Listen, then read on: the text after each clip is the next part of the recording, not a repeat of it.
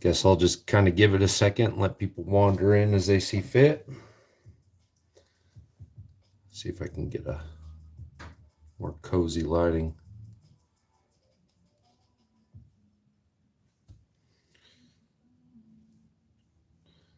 Alrighty, put this on. Check all messages. Check.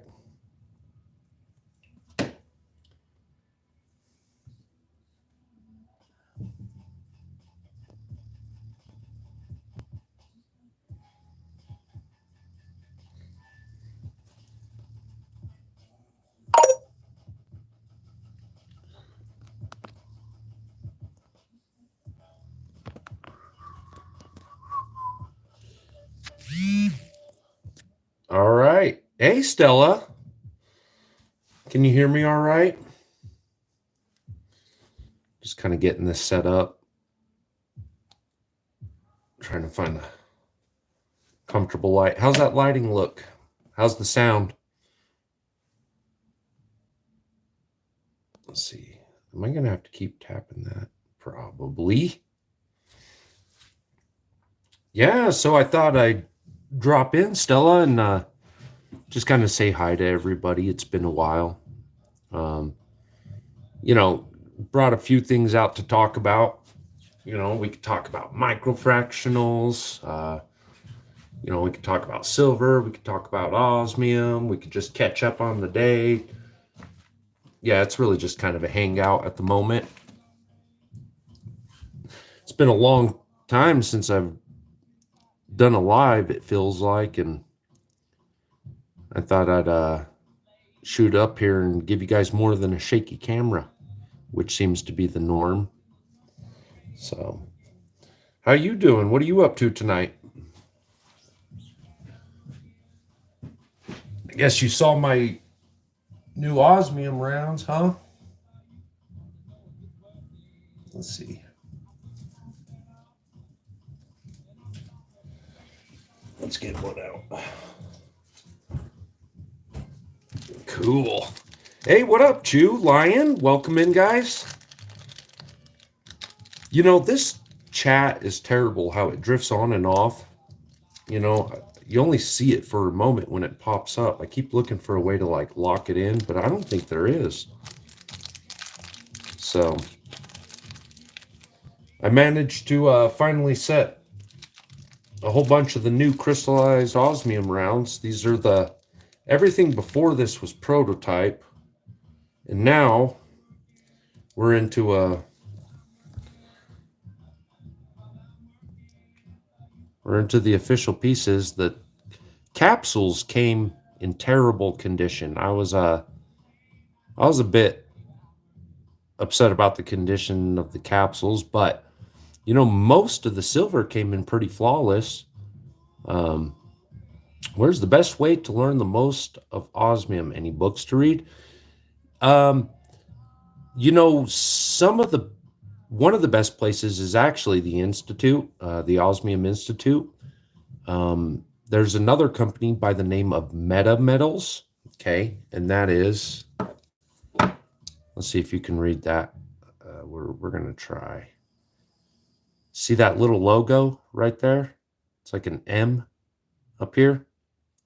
That's Meta Metals, and they do like crystallized and they do sintered osmium. These are 1/10 bars. And let's see if I can let you see the laser engraving. All right, you see it right there? 1/10 ounce, and then on the back, they're little Metametals Lego. But check this out. Okay, Metametals. Dragon. Oh, come on. All right, y'all see that dragon?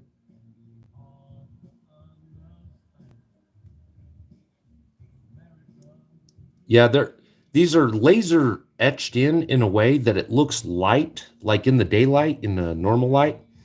It looks light from one angle and dark from another angle. So it's actually like bright in the sun.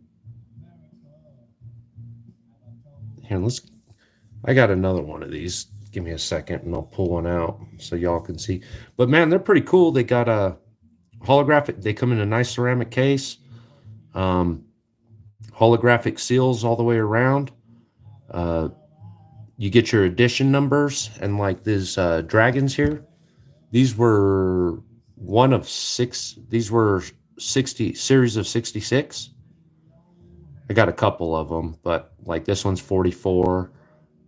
This one's a relatively early series, A 40. We'll just jump to that 40. But this is centered bar, so 1/10. Give me a second. Let me pull one out. I already got some open if I can find it. Well, that is terrible. I don't know what I did with it. I wanted to show you that, but now I don't know where I put it. No matter. I was gonna open one up. That was the deal. Nope. Darn.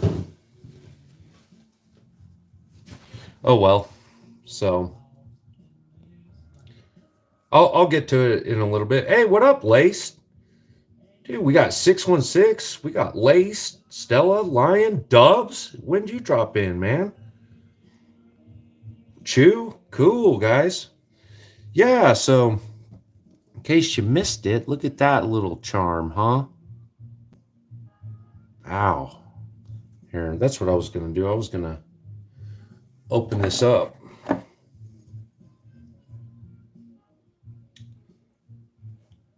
These capsules seal real tight. I like it.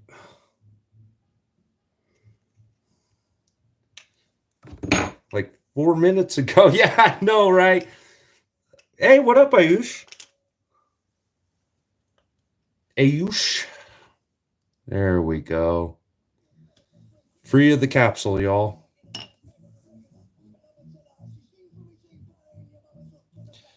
Bling, bling. Can you see that? Jingow. 3mm crystallized osmium. That's starting at 5/9 fine pure. That's 99.9995. And usually, whenever they drag a 5 out, it's usually like one more 9, just for the record, y'all. So, like, for example, my rounds are printed as 3 9s, but on the invoices, whenever you order the actual raw silver, you're actually ordering 4 9s fine. They recognize it on that. But, like, I guess just for, like,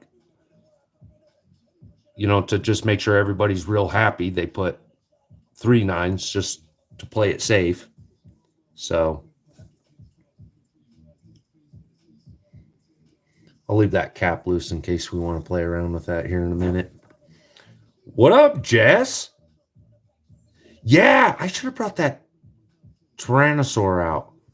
Man, you guys going to be real upset at me if I run and grab an item or two to bring back, let you see kind of some of what's up? All right, cool. Give me a second.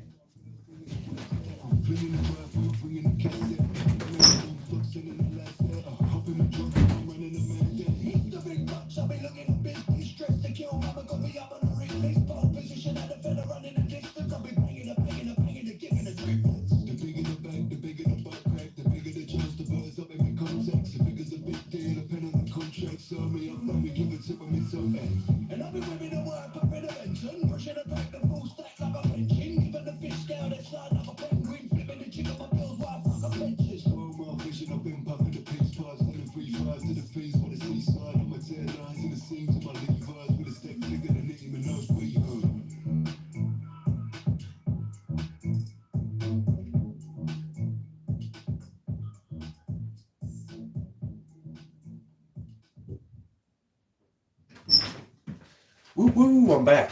All right. You guys still with me, or did everybody leave and run and say, hey, this guy sucks?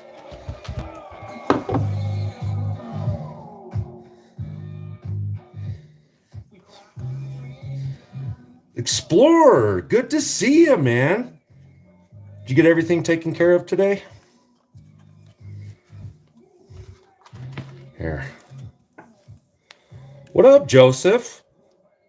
Stuart? Man, everybody's piling in. I feel blessed.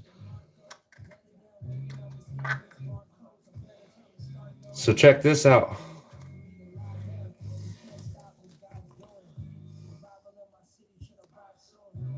Yeah, let's just pull it out, huh?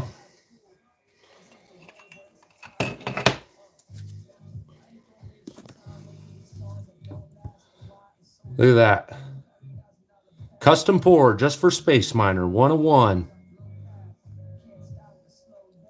Look at the texture on that. Can you guys see the depth of that? And then look. Textured print on the back too. Molded 101. I love that. This is so cool. This is prized. This is one of those deep stackers. These don't go nowhere. And if I understand right,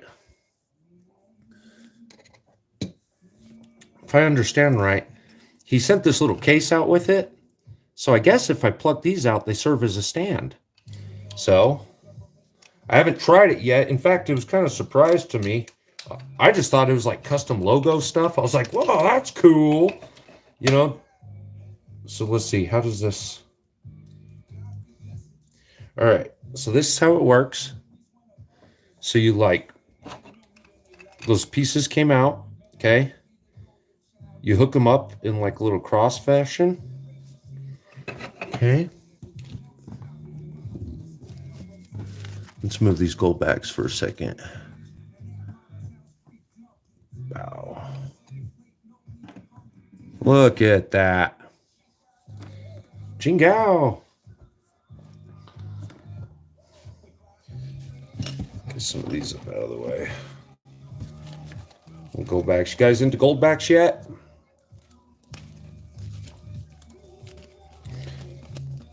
I am. You know, a lot of guys don't really believe in them yet. And I get that. You know, there's a lot of premium on top of your gold purchase. This is my favorite one right here. Hey, what up, West? MP68. How the heck are you? So, this is my favorite one. Pirate. Reminds me of my wife. And we got this one. Let's see. New Hampshire. South Dakota.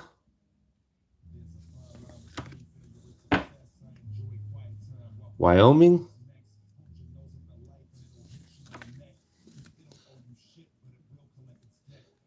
Let's see, Nevada.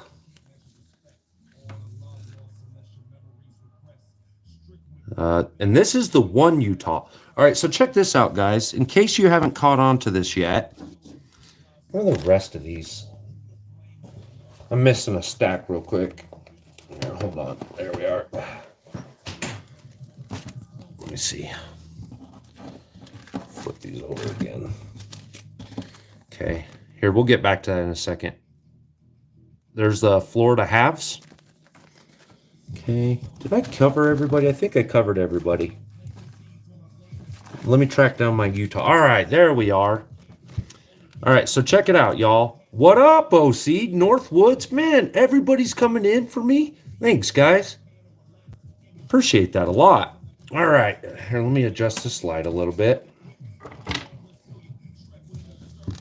All right, so here's the Utah gold back. Okay.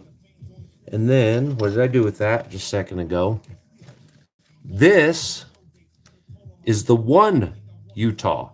The difference being this is a gold back print and this is an Orem print.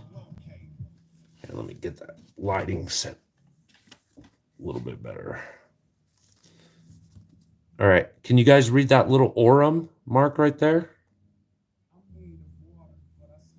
Okay. Orem is another maker of what we affectionately refer to as the gold back. And this one is actual goldback right here. Okay. Now, Aurum is not a bad company at all. Stella, what role do you think goldbacks will play? I'm very thankful for you asking that question, because to me, it's the crucial question. I believe the goldbacks, I think we're already starting to see it. As gold's going nutso, as gold's going nutso, 1 grammers, like by the time you go to like Hero Bullion or AP Max, or pick your random, just pick your random bullion, okay? Throw a 1 gram in there. Throw a 1 gram in your basket, put it on a debit card, and by the time you put your 1 gram in there with your debit card premium, plus the premium of the gold anyways, plus the tax, plus the shipping, you're not getting out of there for less than 140, maybe 135 if you're really sharp about your purchase. And I mean, that's like any condition purchase, right? And so as we're seeing these disappear, the 1 grams, the half grams, as we watch these all disappear, I think what we're going to see is people scrambling for any gold, especially the more expensive it gets. Can you elaborate? What actually are goldbacks? I've got no idea of this stuff. All right, let's answer your question and Stella's at the same time, okay?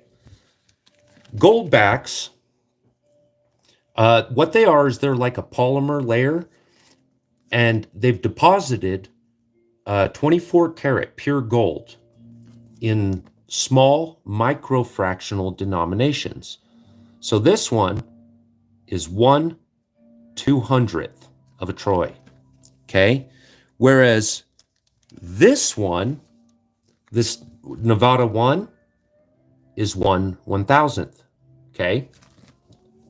And so, again, they take like a little polymer that's, kind of like a plastic of a sort. They print the logo onto the polymer, and then they bond it using vapor deposition processes. I don't think they use foil, guys. I think they use like legit deposition to set these. It's one of the reasons they bond so well with the polymer. Okay, and what they're doing is they're giving us.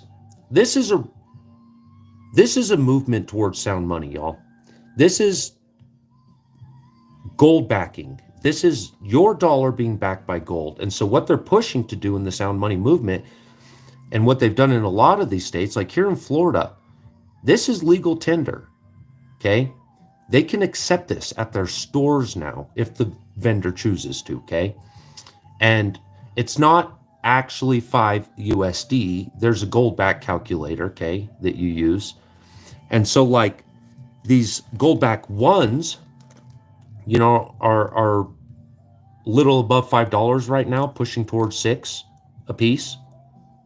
Gerald, no card. People are sold on card. Oh, right. I see what you're saying. But to kind of continue, so what they wanted to do, what a bunch of these states and a bunch of people wanted to do, is they said, look, gold and silver is constitutional money. We're supposed to be able to use this to cover debts and exchanges. And when we left that, it really screwed our dollar up. And so people have been moving to reestablish gold in trade, okay? And so a bunch of states legalized the use of this. That way stores don't have to play silly, stupid games, okay? And so these will be accepted at a lot of stores. And like this little one is probably a little over $5 right now if I went and checked the gold back calculator, okay? Yeah, an ounce of the Aurum notes is not actually totally undoable. All right, so back to what goldbacks are. They're gold. They're gold. And what makes them super special, in my opinion, and I think really the security of it, is the security, okay? So in the fine art, and like they've got all sorts of like micro details written into these. And even on the Floridas, they've even gone to using black light identifiers on the back. So if you hit it with a black light, it'll reflect back UV coloring, right? And so this is a way for people to know they're getting real gold, okay? Because it's very, very, very difficult to counterfeit a gold back. Now, there's a lot of gold back like stuff, okay? And you're kind of running your own risk with those. But this has been recognized, legitimized, it's been checked and verified. And so this is a way for you to know how much gold you're getting, that it's actual gold. You can actually keep it and you can actually use it, okay? Fungible gold. So it's kind of skipping a lot of the middlemen's, skipping out having to like go sell everything at melt and then come back with the actual USD. You can just jump straight to it. So with that, let's see, Stella, what was your question again? Give me a second. Kind of rambled on for a second. I really want to answer you.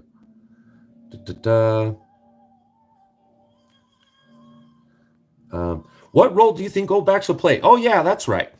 So look, the price of gold is getting ridiculous expensive. And people are sweeping them off the shelves.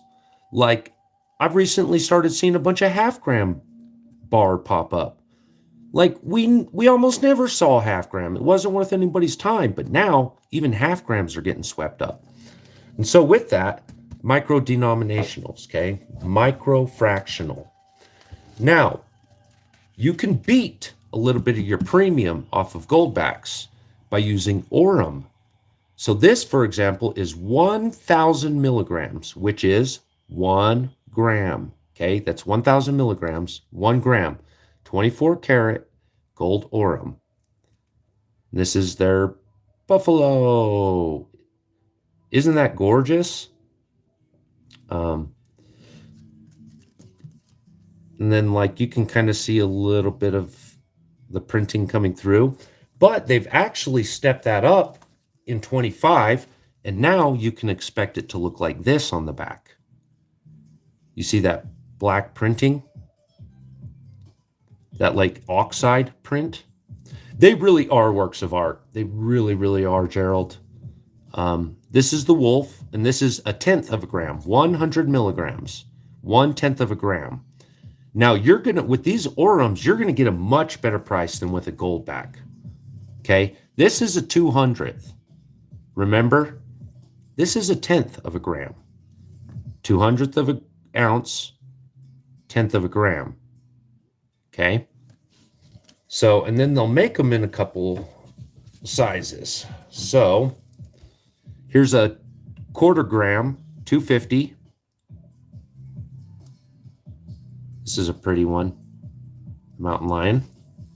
Okay, probably my favorite, if I can get my fingers to lift. If there was ever a time to have long nails, it would be right now. We're going to use this. There we go. This is my favorite. It's the 1/2 gram. It's the bear. This is called the Aurum. These are the Aurum North American Animal Series.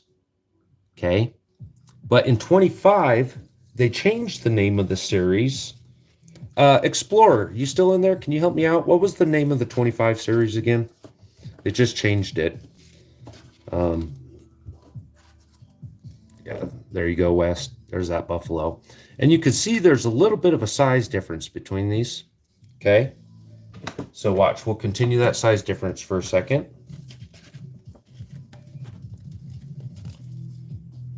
Bam. All right, can you see that size difference popping out? Okay.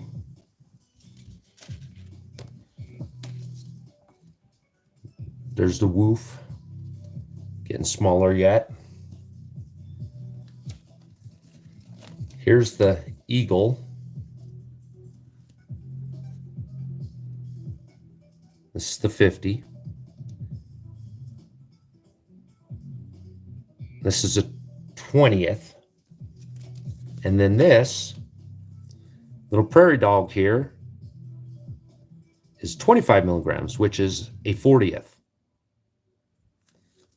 And this is the cheapest one of these you can buy.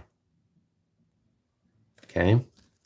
They're much, much, much better gold value. In fact, they're so close to gold value that this is the cheapest way to buy 1 gram. If you're going to buy a single gram on a debit card, hands down right now, this is your best value. This, believe it or not, is even beaten. Well, I don't know. Maybe you can compete it with like 1 gram any condition. But if you ask me, this is a much better validator, authenticator, much prettier work of art. You know, I'd be much happier with one of these over a gram bar any day. And I just think they're freaking gorgeous. Can someone drop the link for those Buffalo? For these, Wes? I bet you, Explorer, are you wrenched up, buddy? Okay, if you guys want to check it out later, go to Defy the Grid. Defy the Grid. That's who I've been shopping them through. There's another company that my buddy Explorer uses. And depending on what you're buying in the day, depends on which one's cheaper. But really, both of these guys are like ultra competitive. Yeah, 136 take home versus 146 take home for a small 1 gram bar. I just think these are really nice to keep, validate, authenticate. They're gorgeous. You just feel like you're getting a lot more for your money with these, compared to stacking half grams and grams, you know, in bars and tiny little pebbles that they call gold coins, you know. Man, I've seen some terribly small gold coins that just, honestly, to me, they just look ridiculous. I thought I'd sneeze and lose it, you know? But yeah, so to get 1 gram in a gold back right now, I don't know that I'm sure somebody makes, I can't remember if Goldback makes the gram. I'll have to double check. I don't think Goldback makes the gram.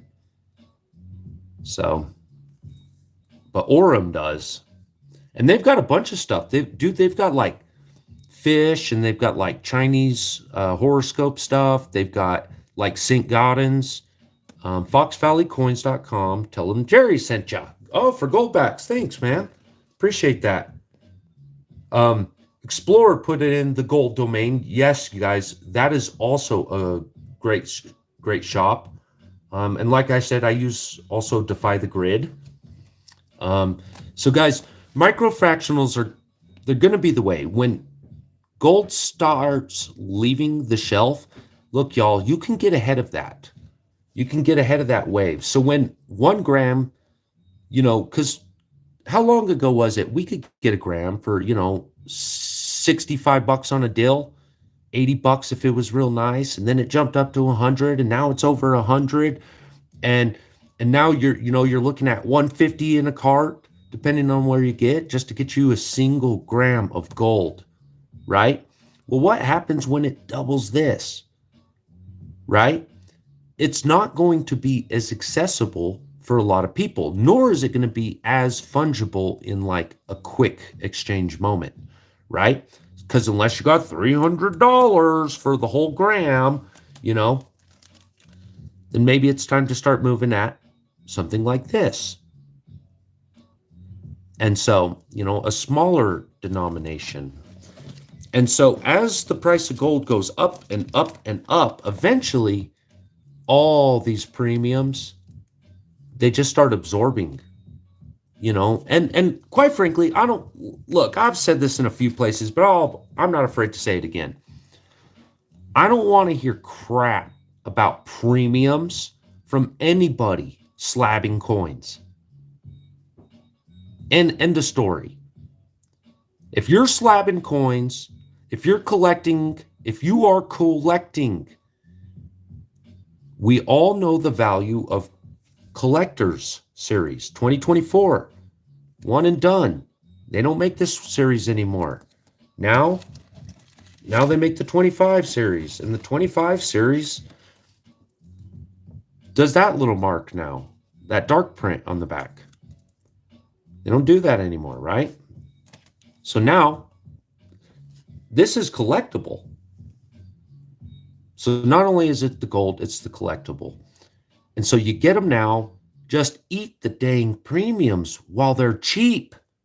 While gold is cheap and premiums are cheap, you eat the premiums. Eventually, it goes through the roof, and instead of having to find somewhere to liquidate a whole $10,000 ounce to,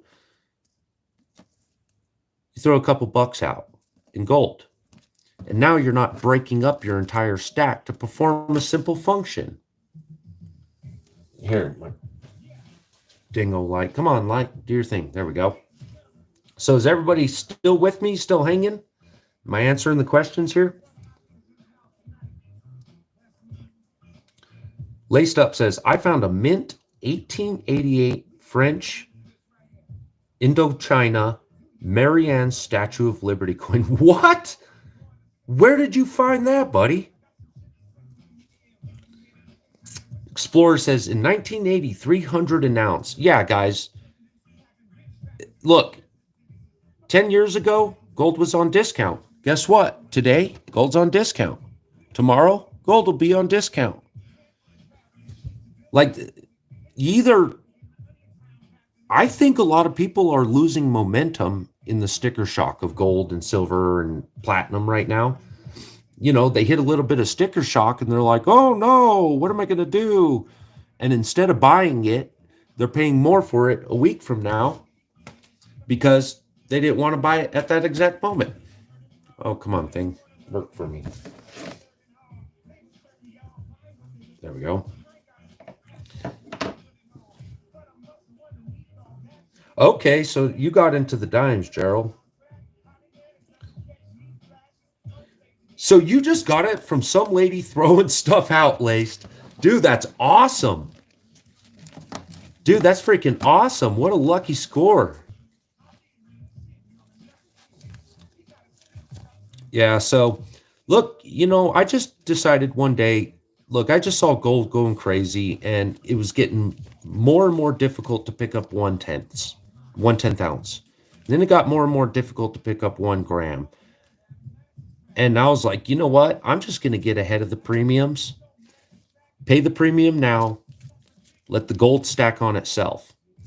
You know, and over time, gold stacks on itself. It doesn't take as long as you would think.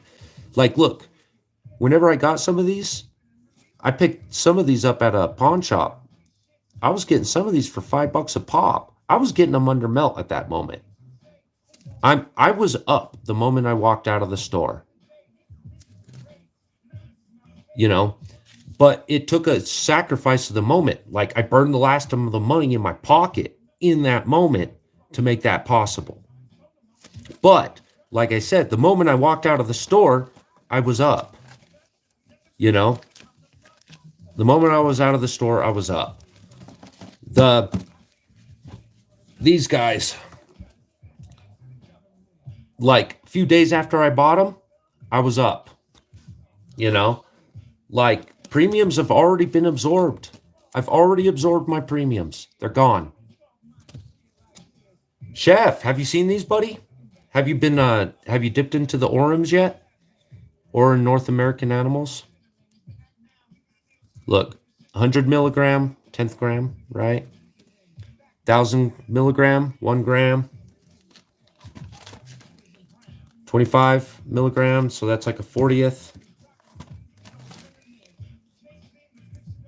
20th. This one's kind of a pretty one. Here, let's pull it out of the plastic so you can see it.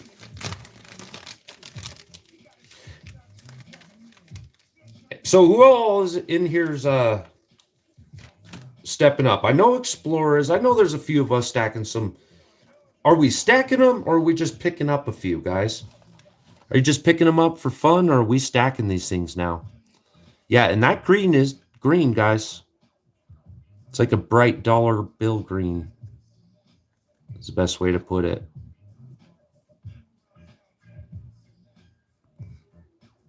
Yeah. Chef, these are, dude, and you got a way, way, way, way better value on these, on the Orums than you do the Goldback. So just get ahead on the Orums, cram them out, get back to your Goldbacks later, because Goldbacks are still going to be useful within the States, but these are going to be a great way to pick up your microfractional because this is not far off of spot gold, believe it or not. It's really not that far off of spot gold. And I've been seeing premiums like $12, $15 premiums on half grams and grams. $12 or $15 premiums on grams and half grams. That's nutso. I ain't paying nowhere close to that for a premium for this, This is really close. This is within a few dollars of premium of melt. Yeah. So, hey, Vegas, welcome in. So, Chef, what I was kind of saying to the crowd earlier is like this guy, 1/200th of an ounce. So you would divide that 200 by 31.1, and so what would you end up with? You'd end up with like a 60th, near a 60th, probably like a 50th of a gram, maybe a 60th, 50th of a gram, right? Compared to a 40th of a gram. This guy was only like $8-9. This guy's like 30 something, 35 something maybe now. You see that difference? I could pick up more of these than that for the cost of one of these, although she is gorgeous, and Goldbacks are definitely useful in the States. They're going to maintain their premium. I don't care. Like, yeah, you're not getting as much gold. Don't worry. What you lose in gold, you'll get back in premiums and fungibility. But these little critters are awesome. They look good. They're super detailed print. Like, I can't show you right now exactly how gorgeous these are. They're just ridiculous gorgeous.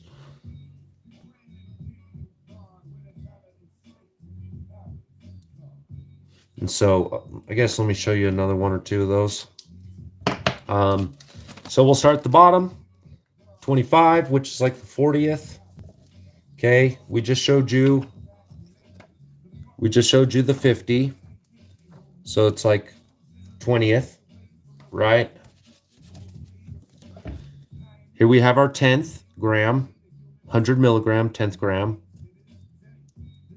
Wolf doesn't show as well in the case, but trust me, it's pretty too. Next, we have our quarter gram. Give me a second. Here's our quarter gram, 250 milligram mountain lion. I need nails, don't I, guys? Jeez. And here's your half gram, 500 milligram bear. Man, I love this bear, guys. I'm hooked. Like, don't get me wrong. I really like that buffalo and I like the eagles. But yeah, believe it or not, this color is actually pretty close right now. So yeah, half gram. And these are, you could probably pick them up for 75 right now. Which, yeah, I know, back to premium, but premium will be gone soon. And 1,000, 1 gram of buffalo. And these, are ranging between like 135 and 140, depending on your timing, sales or not. But again, do you want just some dinky little tiny, hard to hold on your fingertip bar? Or you want something that kind of like gives you something worth your money? I mean, the weight's all there. And when you start stacking these all together, man, it feels like a lot in your hand. It really does. So, there we are. And I mean, look, we've already got a couple grams. I think I figured it out the other night with Explorer. I mean, there's a couple grams right here, guys. I got a couple grams just right here. There's a couple grams stacked up. Here's a couple grams stacked up. Um, I keep going like this, they, they make like 10 stacks and 100 stacks of these, and the price does get a bit better, in the tens and 100 stacks. And you can start getting your gold really affordable. Oh, yeah. Again, yes, you can't avoid the premium, but dude, as far as I'm concerned, I'm not some rich guy making $100,000 orders. I'm not saving a lot of money. The little bit I save, I'm getting back soon from the price itself. So I believe the precious metals market is actually in the leaning at at micro tangibles, guys, micro fractionals, not just fractional, micro fractional. Like, how long before like a quarter ounce of silver, is $30? We're probably not ridiculously far from that.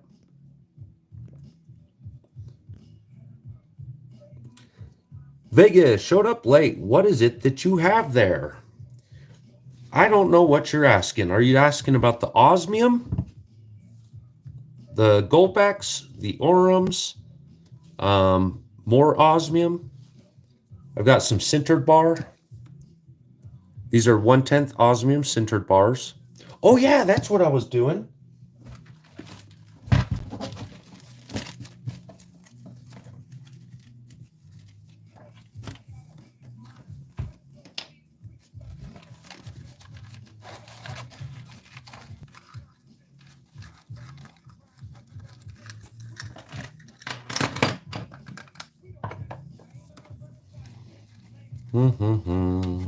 Which one is it? This one.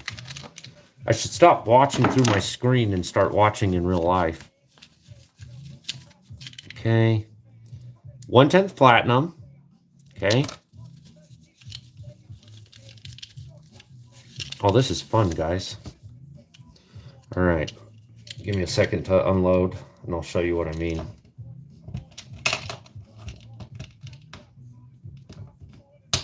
So you guys got any questions so far for me? Any comments? What do you think? You think the days of buying 1 gram 1/10 are gone, like, easily? You think for a lot of us they are? Like, look, I'm not anybody that can go out and buy an ounce. I'll tell you that. I can't just go out and buy an ounce of gold right now. No freaking way. Like, I'd have to scheme something up. I'd have to go out and hit a pretty good contract with something. Oh, good heavens.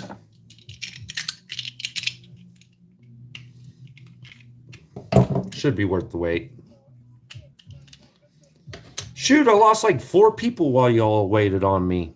All right. So this is kind of fun. All right. Those little bars right there are these.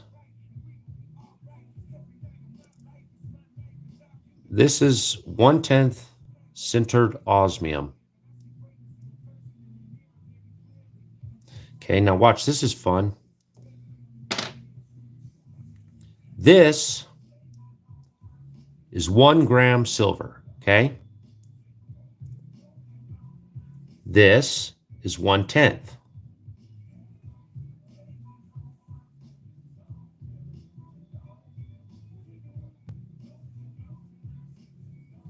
You guys seeing this the same way I'm seeing this?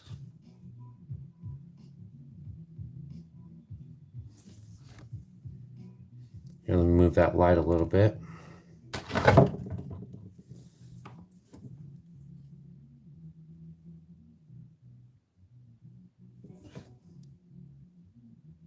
You guys see that?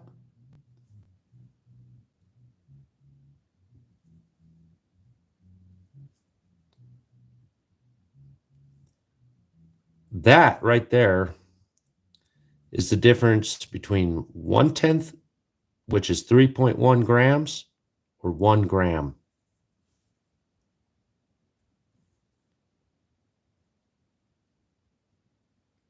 Isn't that wild, huh? Osmium is dense, y'all. Osmium is crazy dense.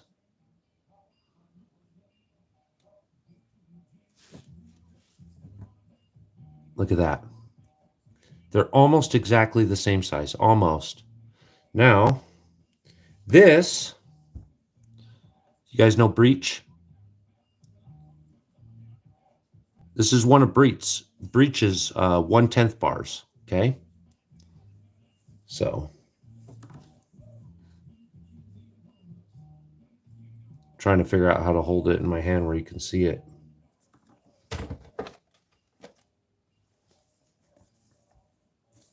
Okay. Let's just drop the grammar for a second.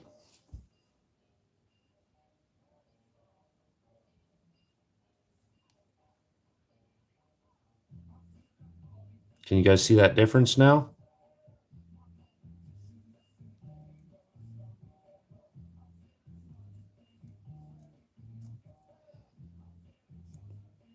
Look at that. Here, I'm going to try to hold it side on side. That is sintered osmium. And believe it or not, as dense as this little bar is, you know, again, 3.1 grams, 1 gram, right? Even as dense as that is, it's not as dense as the crystallized osmium.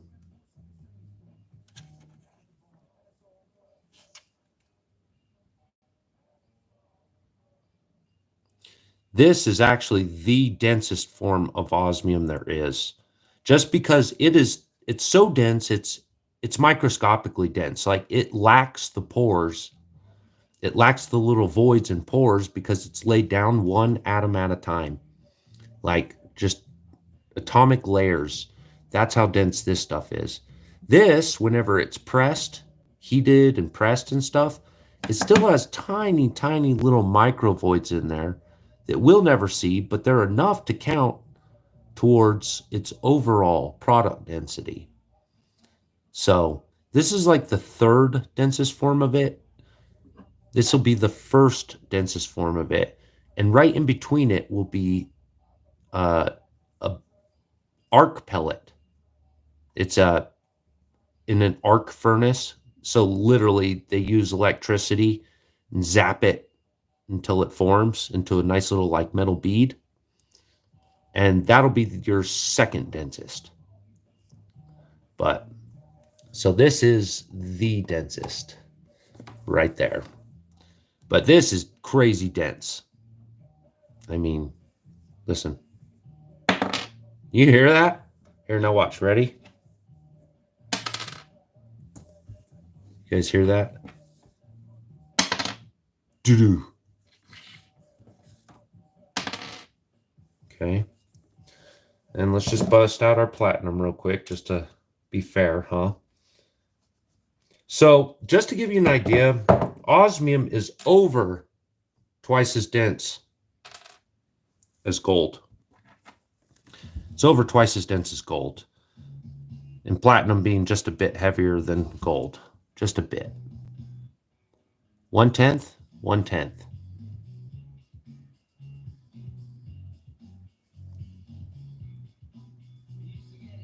Platinum, osmium.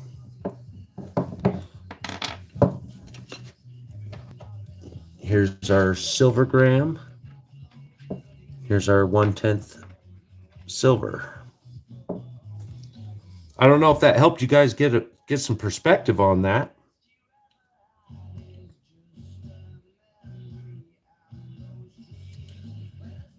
Never thought of, Chef, are you still with me, buddy? I'd like to clarify your statement. That's some solid info. I never thought of the notes having a lesser premium compared to goldbacks. Oh, yeah, I think I understand you. Yeah, it's actually so MP Osmium is a little bit over twice as dense as silver. But, it's just, we know how silver does. Like 2 ounces can look freaking huge, but that's 1/10, guys. I mean, that is so crazy to think. I don't know. I love density. I'm a total nerd and a geek about it. And so, when that stuff goes clattering around, I love it. It's like clunk, clunk, clunk. You ever hold an ounce of osmium, dude? That'll rewrite the way you feel metal in your hand. Like gold will feel like lithium, you know. And it's one of the reasons I'm a huge believer in osmium. You can't counterfeit it. There's nothing. We don't have anything that we can cram in the middle of osmium to fake its weight, to fake its density. Like I can put tungsten in gold, I can put tungsten in gold and make it seem like it's weighing out, but you can't do that with osmium. There's nothing you can put in osmium that's going to make its weight to volume correct. It's an end of story thing. And it's part of what got me into osmium in general was just like, gold makes me nervous, guys. Like I'm way more nervous about gold than I am silver, about getting ripped off. And I'm pretty nervous about getting ripped off. I don't like that feeling. So I moved into crystalline osmium, because it's secure, it's verifiable, it's recognizable, it's and that's part of what appealed to me about the gold backs and the Aurum notes. Again, I just don't like being ripped off. I like a little bit of security and authentication available to me.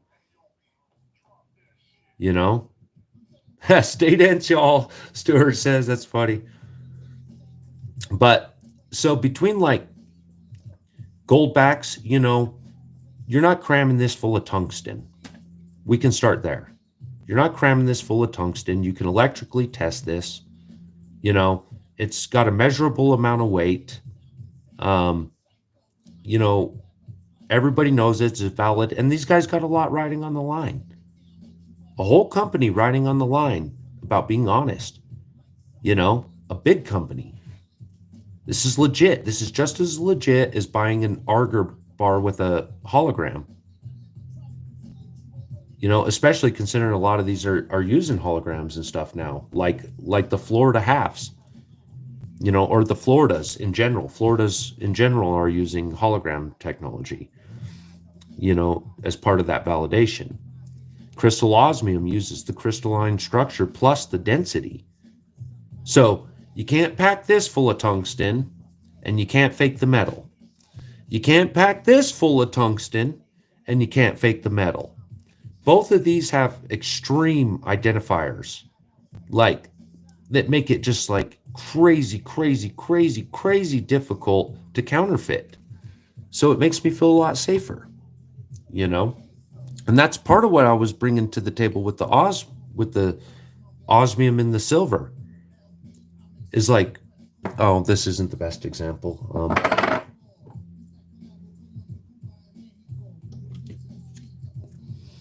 With this one being struck to accept the osmium, all of these rounds that I set the osmium in, none of them have been touched by hand or tool. Like I got them from the factory, I opened them up, I set my osmium, and I capped them back. Like end of story. And I'm trying to push a security measure out of this, trying to increase a sense of security in our precious metals world, which is why I've been working on another project that I'll have to, well, you know what? It's in the way. It's already happened. There's no risk of it being beat now. So I also produced, in cooperation with a silent partner, we got the world's first osmium plated, and I'm hesitant to even call it plated because it's so much more than plated. We've done osmium deposition on silver rounds now, and so I've got some of these in the mail on the way to me. with osmium deposition. So now I can say plated just for like the language, just to kind of like carry the language. I could say, yeah, osmium plated, but it's not plated is such a loose figure. It's plated says, yeah, I put a film on something. I either anodized it, I electroplated it, I heat filmed it, you know. But when you do sputtering and vapor deposition, it's actually kind of like tattooing into the metal, each atom, all those little micro layers, like all those little micro pores and all those little things are getting filled up, atomically speaking. And in fact, they impact the metal. It's like a tattoo, y'all. It's like a tattoo for metal. And that's what vapor deposition does for you. And so when we tattooed these rounds with osmium, we've in essence done just that. It's tattooed. So it's an alloy. It's actually an interstitial alloy at the surface, where the osmium impacted the metal, it embedded itself like down to an atomic level, and they call this an interstitial alloy. It's where you take another metal and you put it inside of another metal in the void in between the atoms of the native metal, whatever the host metal is. So if you do, and so like what we did was what we call an osmium titanium alloy, which means it's mostly osmium with a small part titanium. So what we did was we sputtered the titanium on there, because you want to do the titanium first.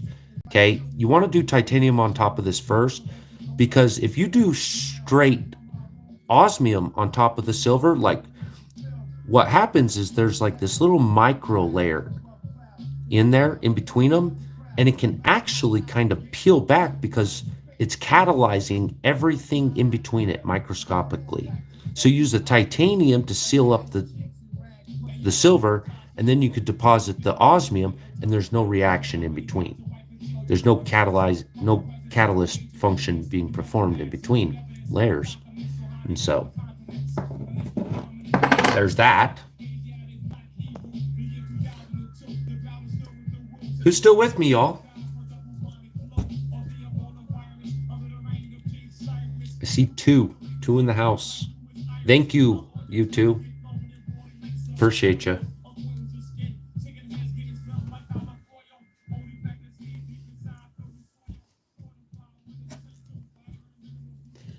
Yeah, I don't know what I had to say. I just kind of really wanted to check in with y'all and visit. I never get to say hi to anybody or hang out, pretty much, Okay, where did my... There it is. So did you guys figure anything out? Did you learn a little bit about the goldbacks versus the Orem notes? You think that's going to be helpful to y'all? You have any intention on moving forward with microfractionals? Or are you guys kind of thinking to avoid those for now and just keep stacking the original microfractional? Silver, it's fractional gold. Yeah, Stuart, I'm not super exciting sometimes.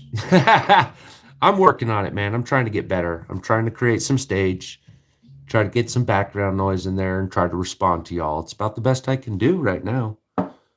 Try to give you guys some good information, something you can actually work with. I'm realizing that I need a good webcam, though. Is it slightly like Incusion? Incusion? I'm not familiar with the word incusion. Did you mean like infusion? Or did you mean what you said, incusion?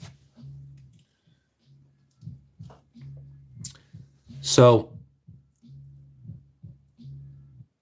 are you referring to the alloy whenever I was speaking in reference to the alloys? I'm just going to assume you are for the moment. Yeah, so let's kind of go back to the sputtering for just a second. Like, what's kind of atomically happening is that you're bombarding what's called a target, okay? Let's just call this the target. Yeah, it's like tattooing the coin, right? So this gets bombarded with like high ion energy, okay? And what it does is when it hits that energy, it kicks off atomic pieces, like atoms. Like if the silver was the target, we bombard it with the ion energy and it goes kick, and it kicks off an atom of silver.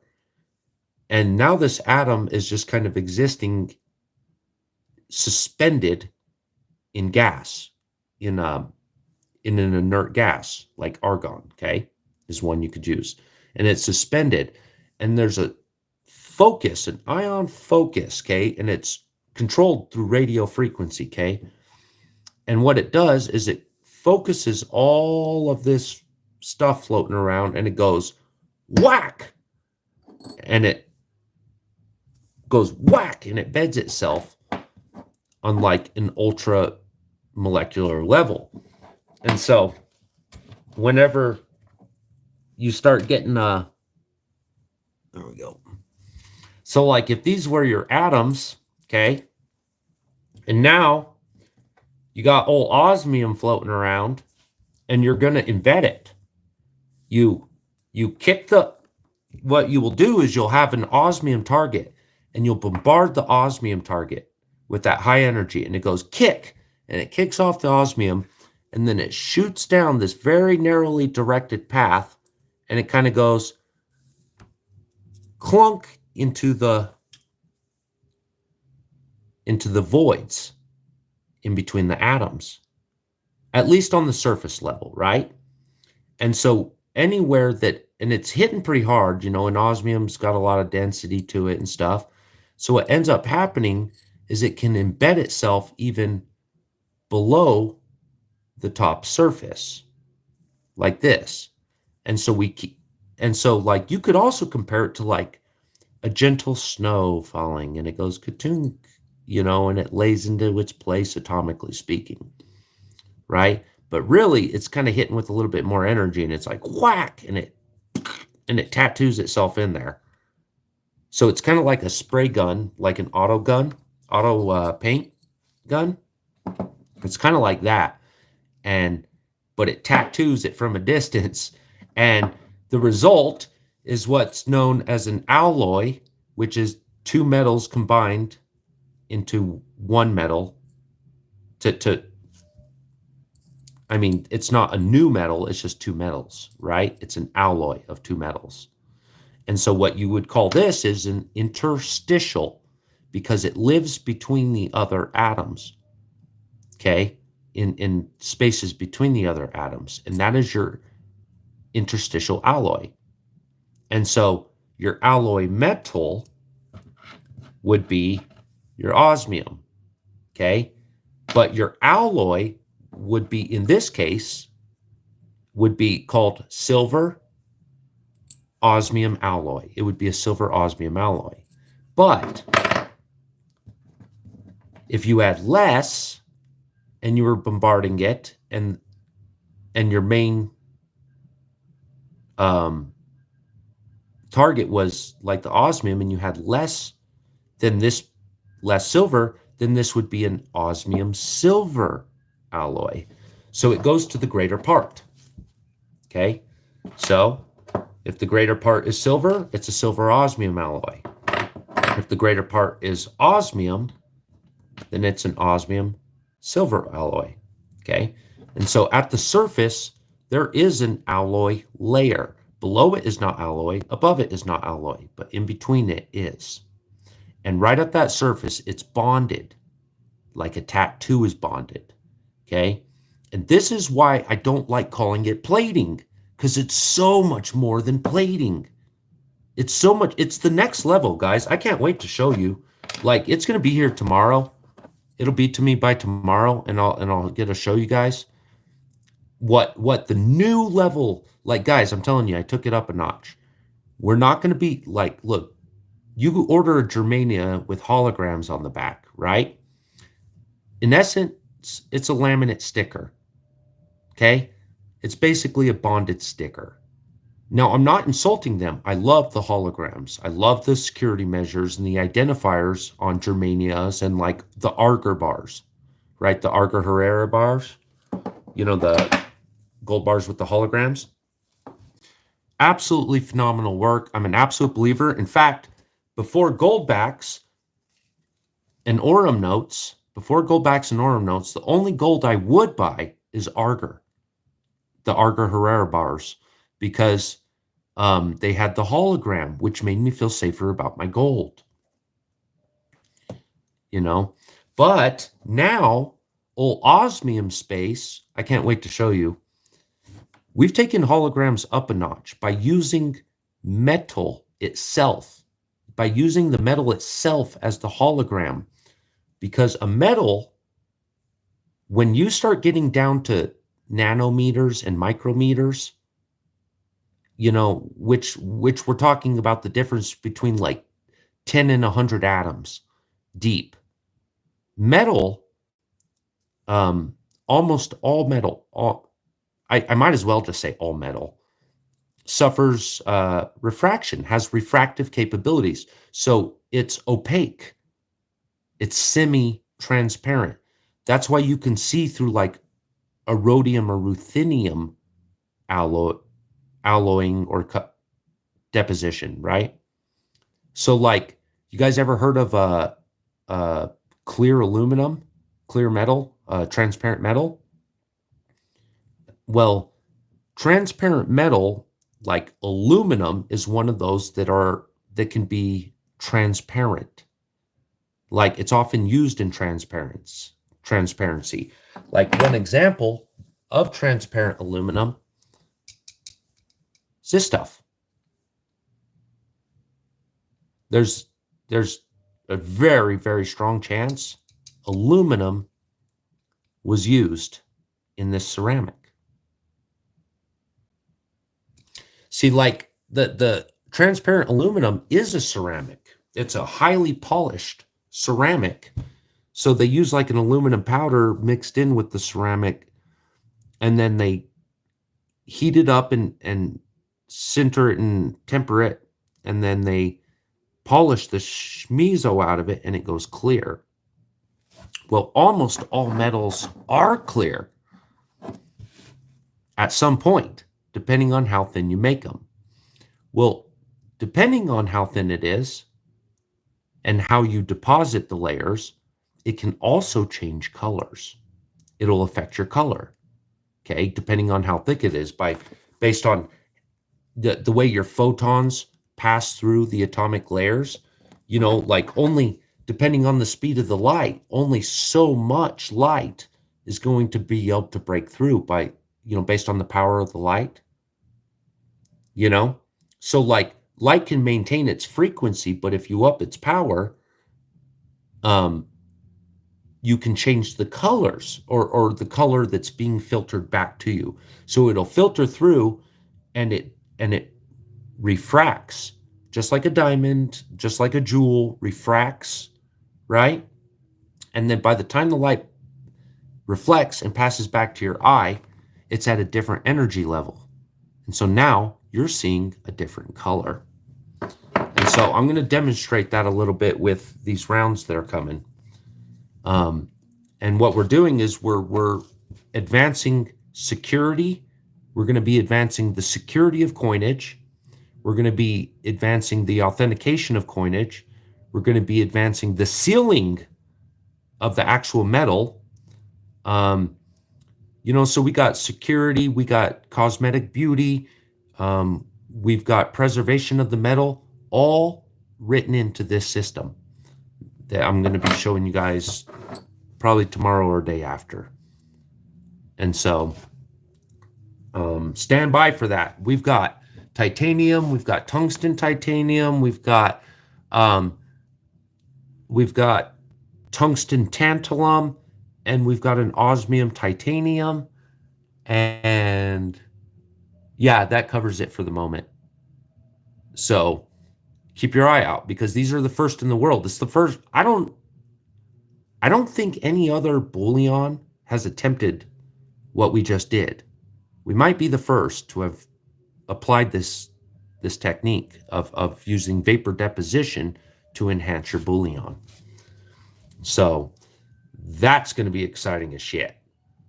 So, hey, thanks, Sky. Dude, it's good to see you. And we got LLC in the house too. Citizen Soldier, Jeffrey, MP68. Oh, man. I got people back. Yay. That's cool. So, yeah, and I don't know if I should just hang out and chat. I don't really care. I've got nothing. I mean, I could sit here and talk to myself if I had to. So don't feel bad if you guys want to dip out or go catch another live or something. I'm not going to be hurt. You know, I just wanted an opportunity to actually respond to y'all. It seems like every time,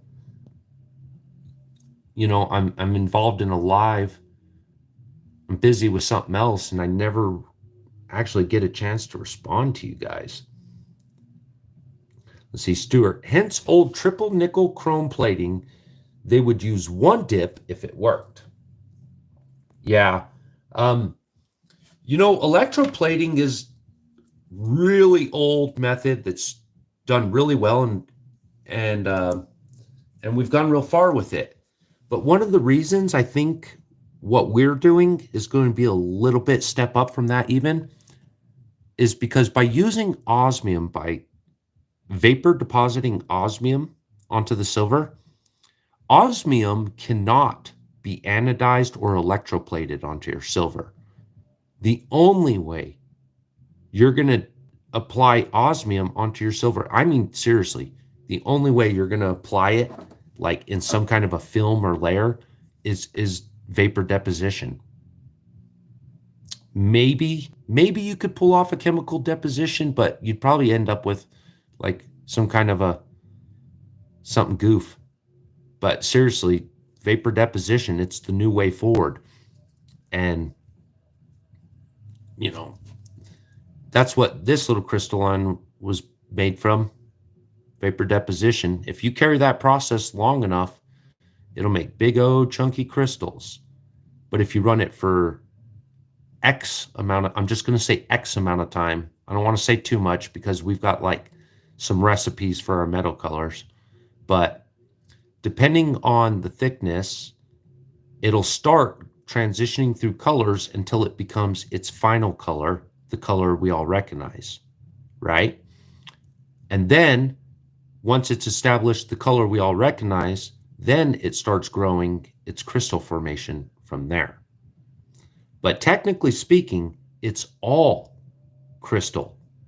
So that nearly invisible layer that I'll have on there, that bonded alloy that we'll have put onto the surface, is technically crystal. I mean, this round is technically crystalline.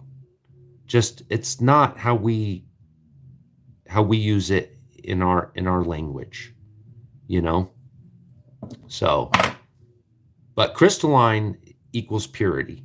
So anything arc, centered, or vapor is going to be known as crystalline. It can be referred to as crystalline. Hey, Constitutional, welcome in. What did you see you said was pretty?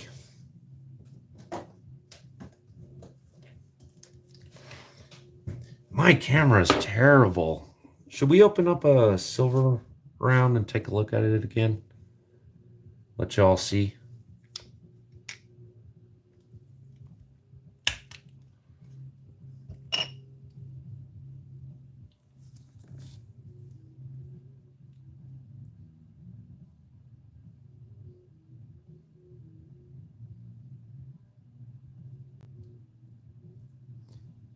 You like that? Chinga chow. Here, have you guys seen this in red light yet? If you've watched any of my videos, you probably have, but here, give me a second. Here. Hold standby. Crazy wife, what are you doing? Almost falling. Sorry.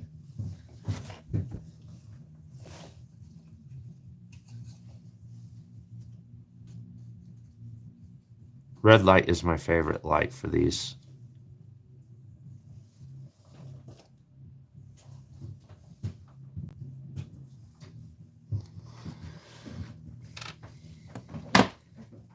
Yeah. So there's already a couple of these out there now. So, man, I hate showing them through the capsule. I'm going to have to start ordering capsules just to put them in capsules once I get them. My capsules never arrive in pretty condition.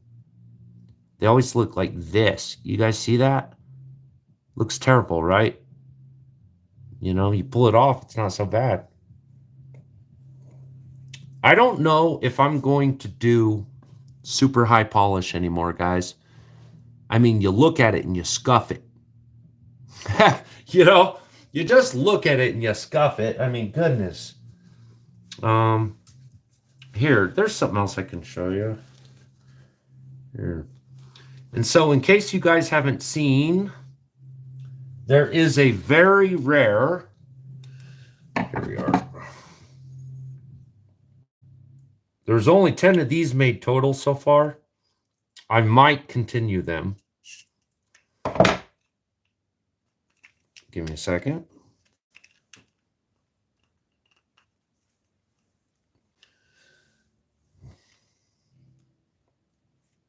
Better put a glove on for this.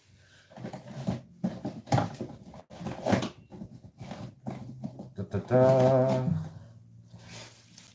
So I'm going on the 11th. I'm going to be in Albuquerque, going to the Albuquerque Coin Club spring show. Albuquerque Coin Club apparently is a really, apparently they've kind of been recognized amongst the silver community. I don't know how far it goes, but like into the pneumatists. Come on, what's going on here? Is it that one? But anyways, so the Albuquerque Coin Club's doing their annual thing. And I'm going to be doing my first solo booth. It's the first time I've done a booth at a coin show. And it'll be my first time doing a solo booth. But the guys in Albuquerque really, really wanted to see this. You know, they wanted to see this new osmium. You know, and so they wanted me there for it. And so they made sure that I got a booth and stuff. So check it out, guys. See that? Smooth ram. You can open the window.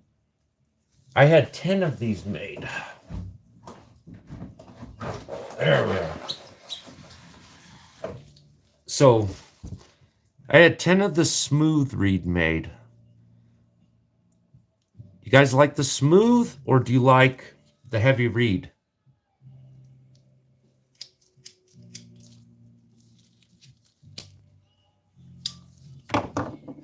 Let's get out a heavy reed so you can see it. I like the smooth.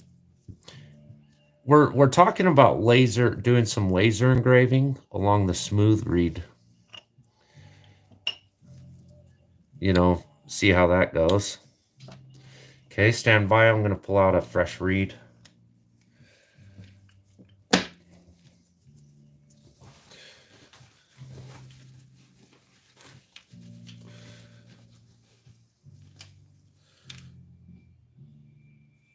Okay, that's a reeded.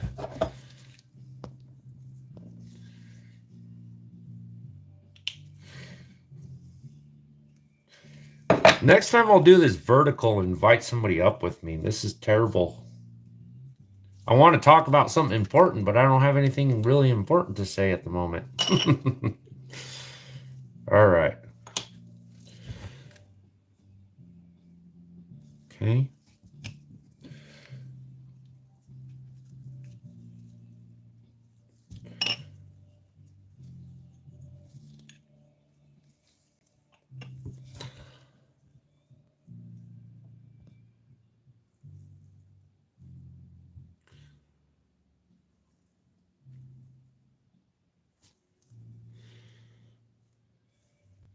I know some people like the Philharmonics. So I kind of wanted to try a smooth myself. See if I liked it. I like it.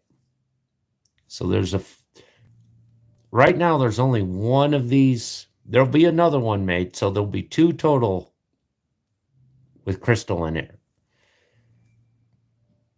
And then there's the reed. So.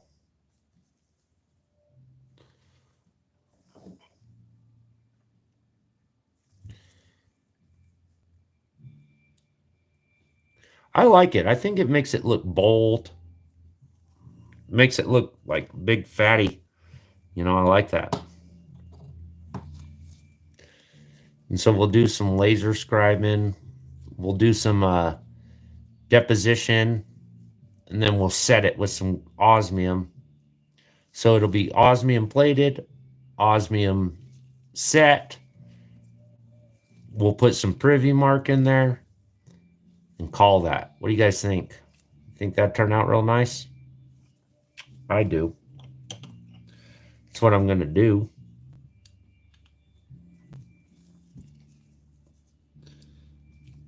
And then after that, I move to electric paint.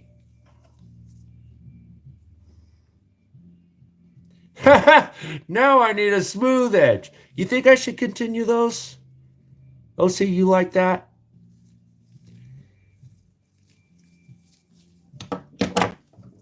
Yeah.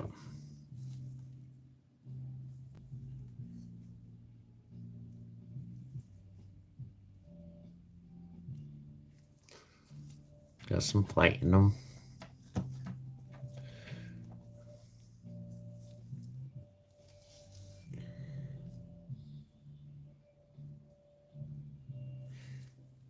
And let me see if I can turn this light down a notch. It's bright, isn't it? There we go.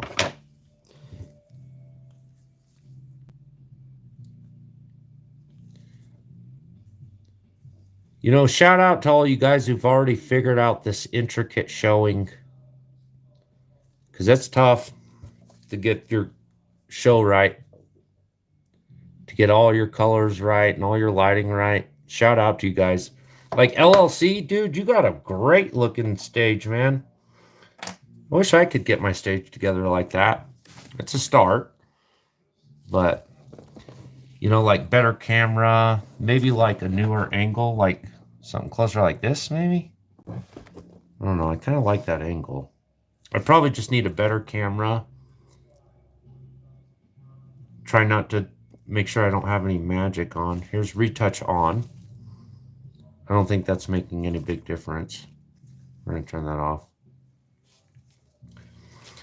So anyways, guys, that's kind of what I got at the moment. Let's see. 11 through 13 is the Albuquerque Coin Show. Okay. I'm going to be down there. I'm like booth 90 something. I'm going to be out in some corner. If you guys are in the neighborhood, get a hold of me. Dude, I brought your easel out to use, but I took it to the pickup instead of here. And I've gone for that easel like 3 dang times. I have your easel. Like I've gone for it like 3 times before this show started. And I walked away with something different every time. So. Yeah. If you guys don't know, Long Live Coins, I'm sure everybody here does, but Long Live Coins does exotic wood easels for these rounds and coins. Dude, they're sick. They're awesome. They're very well crafted, and they're very reasonably priced. And so, if you haven't, man, he's got some good ones. Like he's got teak, and he's got like tiger wood, and man, he's got a couple of them. I don't know. Oh, come on now, OTG. Good to see you, buddy. Oh, LLC, the B. You know who I'm talking about. So this coin show, from what I understand, like it's highly regarded among like the pneumatists, because there's like a lot of people here that have played big roles in like coin grading throughout the nation. And as far as like coin clubs go, it's supposed to be a pretty big organization. In fact, they've even got a mini mint that they're developing. They've got the old screw mints, so they'll set the dies and it's like a big giant wheel, and they'll screw press it. And they got a big boy, not just any screw press, like a big boy screw press. And so they're pushing to develop this mini mint. And they've got a lot of stuff in the works. They're going to get a lot bigger. They're probably going to be a little bit more recognized soon, if they keep up the good work. And I'm expecting around 700 people a day. That's what they're expecting at the show. They say over 700 people a day, like 700 to 1,000 people a day. So I don't know how big that is, because I've never done one of these shows before. But to me, I'm like, oh my, that's a lot of people looking at me and listening to me. And lucky for me, I've got a little bit of practice in YouTube, but I'll count myself blessed if I don't ramble at them like I'm rambling at you guys.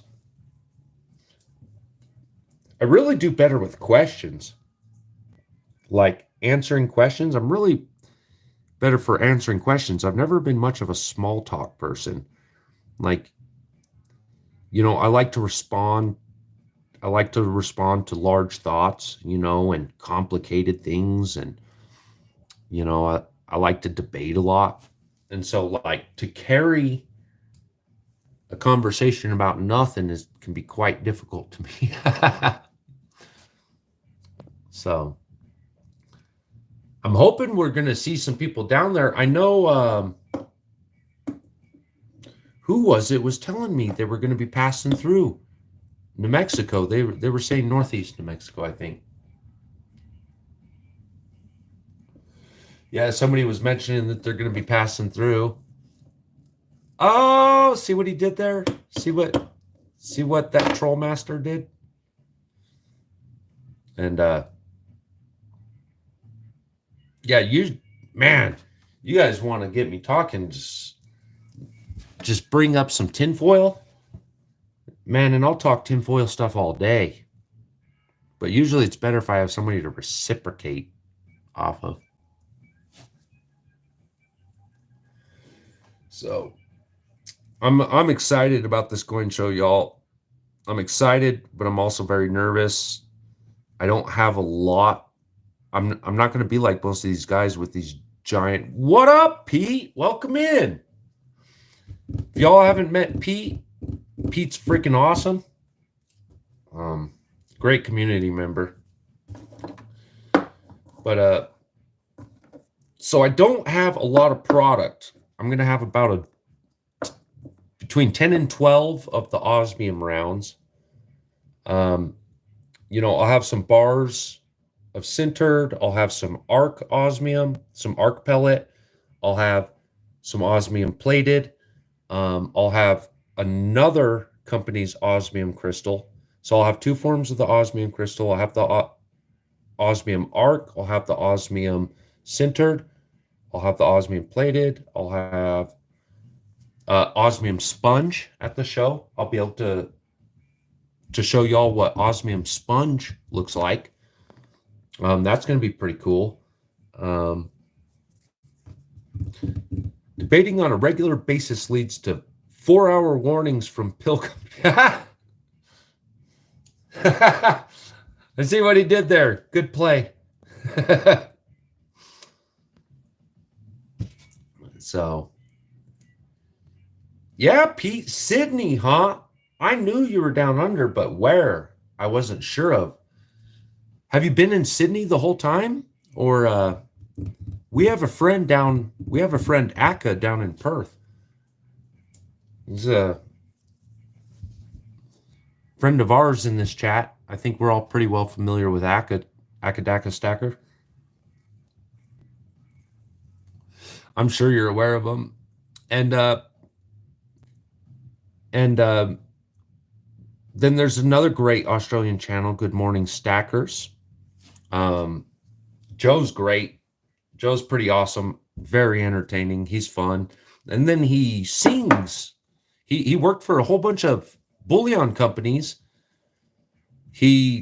For whatever reason, he left working with the bullion companies and he sings now, like professionally sings. He does gigs and stuff, and he's supposed to be a real good singer, you know? So he's pretty awesome. Good Morning Stackers, if you guys haven't seen that. That's a good channel to follow. All right. Yeah, I know. It really is across the country. It's like, don't ever ask somebody in a country if they know somebody, like, just because they live in the country. You know, like, hey, you know this guy who lives in New York? Like, why the hell would I know this guy in New York? You know, is he on YouTube? You know, oh, well, if he's on YouTube, maybe I do know him. Yeah, I figured you probably knew who Akka was. You know, I really like Akka puts on some of the best photographic work of these. I really like his photographic work when he shows his bars and his coins and everything he's picking up. Akka puts on like a really good, clean, sharp looking display. I'd really like to figure out how he's pulling that off and do the same myself. Like, this is terrible. This lighting is terrible. My phone quality is terrible. The backdrop's terrible. Yeah, I think I like that more. It's just easier on my eyes. But yeah, we've got some great freaking contributors to our community. OTG sounds sketchy. Definitely sketch. You know, I don't care what y'all say about OTG. I love OTG. I love his troll. Man, he's great at trolling, man. I don't know what it is. I like his style. He's never offended me once. I don't know that he could. I'm sure he could. Let's not challenge him, right? Yeah, Akka is a machine. And if you ever spend time talking with Akka, that dude knows that. I don't know. Maybe he's like, his secret hobby is metallurgy or something. But dude, Akka's on the ball. Like, I learned so much from Akka whenever he actually like starts sharing his information out. You know, normally Akka's just like, he shares opinions, he tosses in a few relevant facts. But if you ever talk to Akka or listen to Akka or have been in like a live with him, he'll just he just spits info. He just knows stuff. He would be, man, I wish I could get him on board with the Osmium Institute too. You know, but yeah, Akka's a valued member of the community to me. I really like the guy. Got a lot of love for him. You know, he shoots straight, you know, and he doesn't pinch his words over nothing. Welcome in, Neil. Yeah, don't challenge OTG. No. Oh, OTG, it is not a challenge. It's not a challenge, buddy. Me and you are friends, right? Friends, buddy. Friends. Friends. Don't troll me. Don't troll me in the bad way. I don't care if you troll me in the good way. You're good at trolling. I don't want it to go away. I don't want the trolling to leave. You know? Y'all smoke? Like green? I do. And again, guys, in case you didn't hear the first time, I really sincerely appreciate you all in here. But guys, don't feel obligated like you're going to hurt my feelings if you got to duck out. So I'm good with it. And I have, there it is. Oh. You know, if you guys want to dip out, go visit somebody, I'm not doing anything exciting. I could sit there and just twirl a coin in the thing, but really, I just wanted to chat. I was bored, y'all. And kind of like, my nerves were a little bit on edge about the coin thing. And so I thought, you know, maybe I should just jump out here and just kind of pre-chat with some of y'all and let you know what I'm doing. You know, I'm a little bit afraid I'm going to be out of my league in the whole coin collecting world. You know, I'm not much of a collector. I'm more of a stacker and an innovator. And so, like, collecting is a little bit outside my comfort range. And so, like, I'm not going to have a lot of the same terminology available to me. I'm not going to be up to date on a lot of things. I'm not going to recognize a lot of different names that they may bring up. And so I'm really hoping that what I can bring is education. You know, that maybe I can give them education that they haven't had before. You know, because these guys have seen every freaking year of coin, every freaking year of Morgan and every, you know, crown, and they've seen it all. But this is something they haven't seen. I know they haven't seen it because I'm the first freaking one to do it, at least in silver, in silver rounds. You know, but it wouldn't surprise me at all if, like, maybe they had heard of Ian over at Arcsco. He did a silver dice that turned out bomb. Another gentleman did gold dominoes. And then there's another producer who they are doing gold rounds.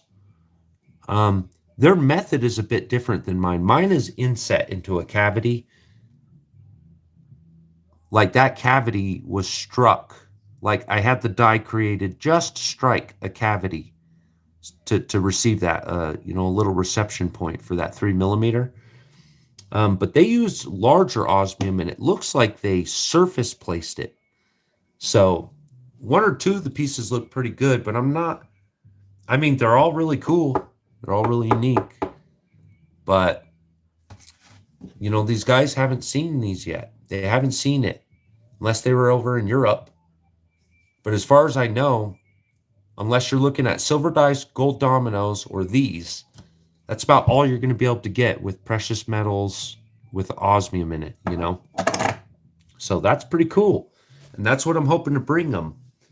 And then with the deposition rounds, I mean, they're natural holograms, y'all. They're natural hologram. It's going to be dope. I can't wait to show you that. You guys are really going to like those, I hope. And so if I can get these guys interested in just something new, then I probably won't have to carry a whole bunch of stuff on a shelf. You know, I won't have to have the big giant full table anymore.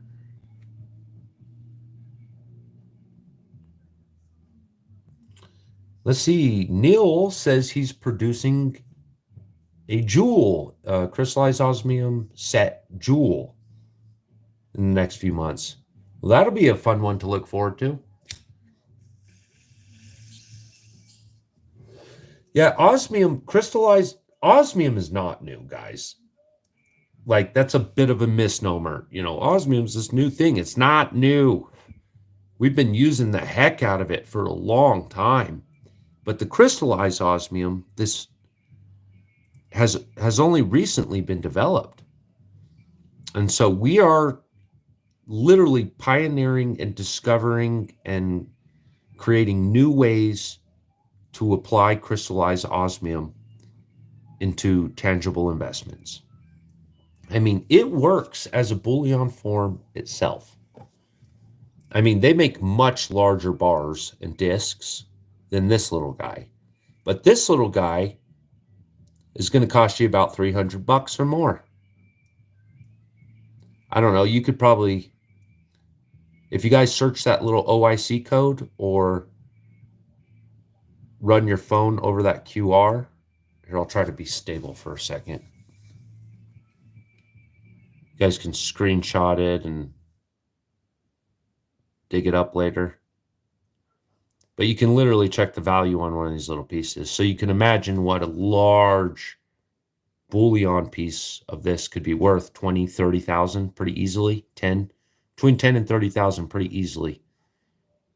Like real fast. So this works as a great bullion tangible. But I'd like to remind everybody, if you guys are new to crystallized osmium is not a quick flip. This is a long-term investment, guys. It's expected to be, it was planned to be, it's speculative, okay? It right now, it's still a speculative investment. It's not a publicly traded thing. Like, I don't know anybody that publicly trades osmium in some form. In fact, somebody contacted me the other day about, like, hey, how do I'm looking for stocks in osmium, looking for shares in osmium. I don't know where to find shares or stocks of osmium because osmium is just so freaking rare that, like, look, there is no mine that mines for osmium. No, these are platinum mines that if there's enough osmium in there, they'll extract the osmium. If there's not enough osmium in there, they'll leave that osmium. Even when there is enough osmium to extract, we're only extracting like 1 part out of 10 of the osmium that's in the platinum. So that means whenever we're done pulling our osmium out of the platinum, there are still 9/10 of the original osmium remaining in your platinum. So this little piece of platinum here, if it had osmium and if they extracted it, they only pulled 1/10 of the osmium out of this, leaving 9/10 of the osmium to remain because it's just too difficult to get those 9/10 out. Like we work our butts off to get 1 part out of 10. So 9 parts out of 10 remaining, believe it or not, is us capturing a lot of that osmium out of there. Because, I mean, we're doing this at atomic levels. I mean, like, literally, like, in some cases, measuring how many atoms are coming out of this X amount of material. 16 tons of platinum ore it takes to produce 30 grams of osmium. And mind you, 30 grams of osmium would be half this size. 16 tons of platinum ore to produce 30 grams of osmium. And 30 grams of osmium is going to be half the size as this silver round. That's how much we're pulling out, guys. Like, some dude is pouring it into a teaspoon at some point. You see what I'm saying? That's how freaking rare osmium is. Crazy rare, crazy difficult to get a hold of, crazy difficult to process, crazy difficult to handle, and crazy difficult to form, you know? And osmium is, I mean, I could produce you a list at any given point of over 100 ultra practical, ultra necessary, ultra important technologies dependent upon osmium. Or at least osmium was so beneficial that they decided that's the only way, you know?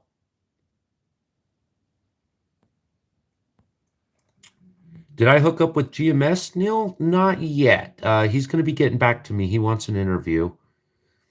What's your guess on price for a 7 millimeter round now? You know, if you get it in like a Sparkle 2, you could probably pick up like a 7 millimeter for maybe like between 3 and 500.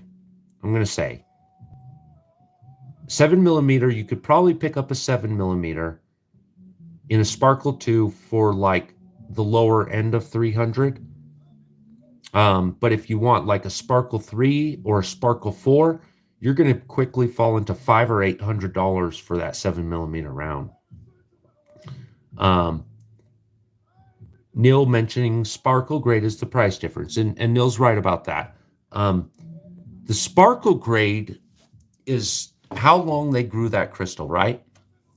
And so the longer the crystal grows, the heavier it gets, and the larger the crystal faces. So a Sparkle 4 will have a very large crystal face, very large crystal faces, very large pyramidal faces. But there will be less frequent crystals. So like a Sparkle 4 was going to have a bunch of very large crystals on it. And then a Sparkle 2 is going to have like tons more crystal faces, but they're going to be much smaller. So once you've kind of picked out like the size of piece you want, then you want to pick out your sparkle or your weight, right? To figure out like what kind of weight you want or what kind of sparkle effect you want. And then that's usually just right there how you pretty much how you're getting your price. You know?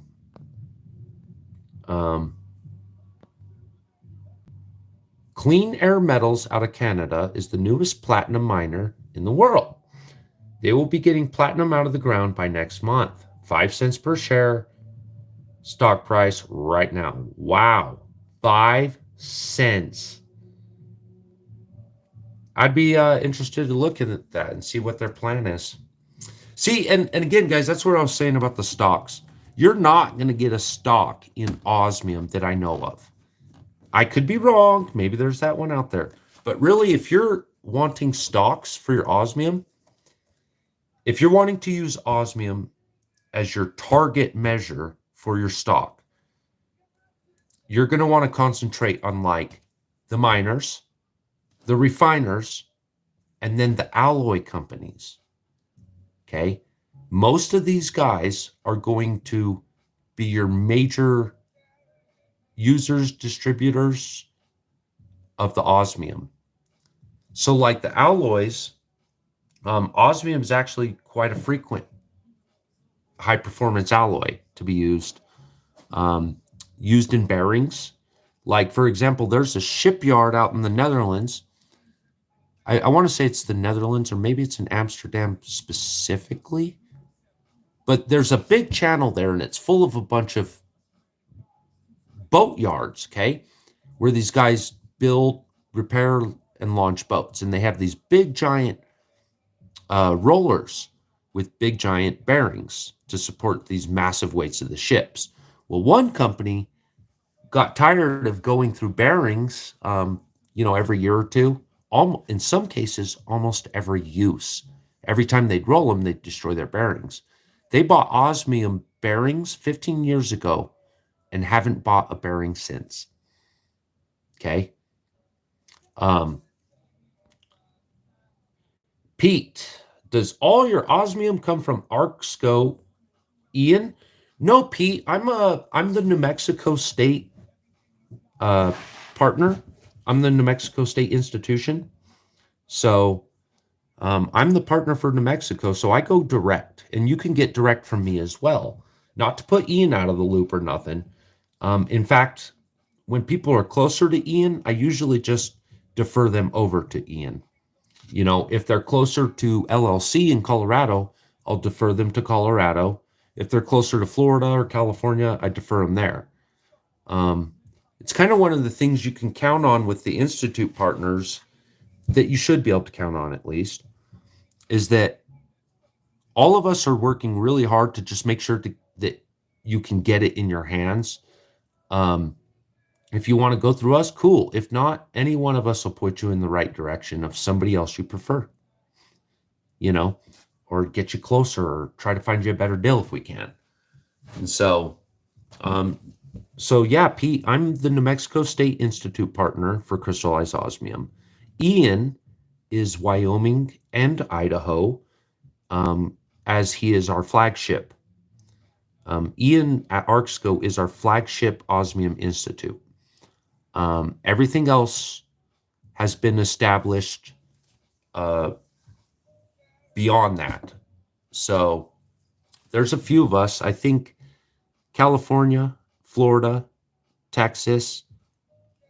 I want to say like Tennessee might be coming into the mix. And then there's me in New Mexico, LLC in Colorado. So yeah, and that's it for the United States. Generally speaking, every country gets one institute partner assigned to them. Generally speaking, it's a little bit different in America because of our size and our economy. You know, you know, some of our states are bigger than most European countries, and so having multiple institute partners in America makes sense.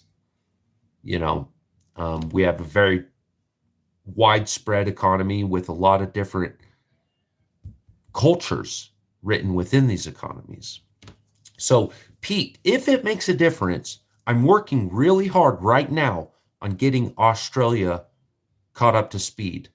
Good morning, Stackers, GMS, Joe over at GMS. He's going to be contacting me. He's in the midst of contacting me for an interview to help you guys learn more about it. I'm sending a little bit of osmium over soon to ACA.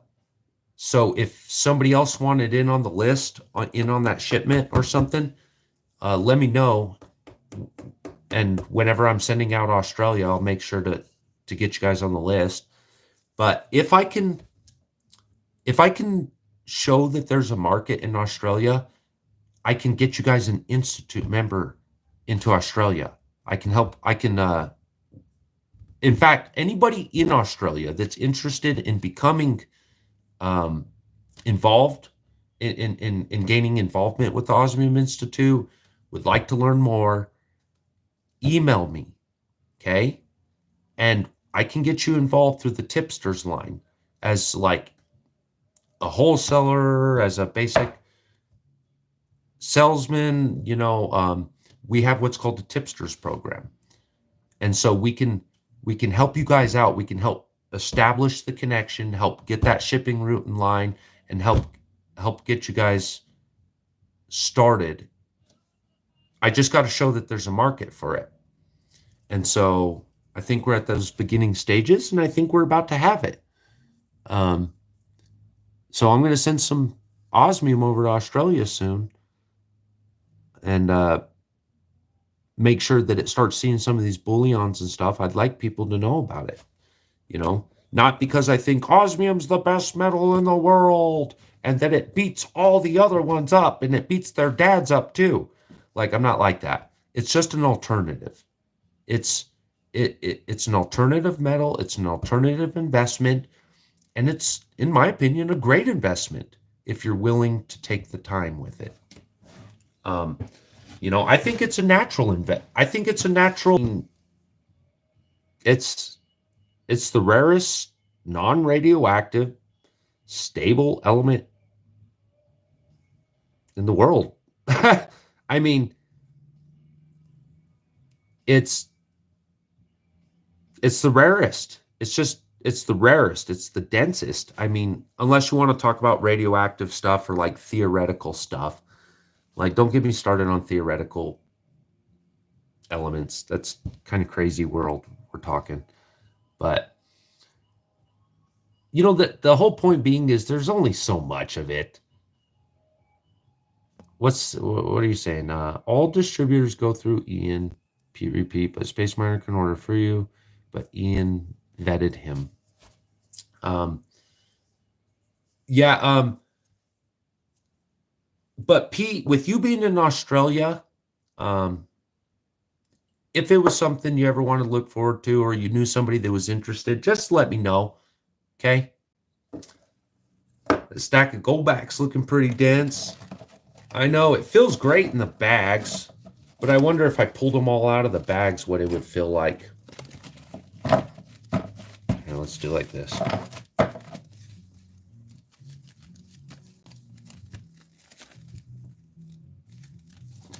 Wow. Blah, blah, blah, blah, blah. Yeah, and a lot of these are like 10 and 12 stacks. Let's see. Like that one. That one's probably got like, let's see, what state is this?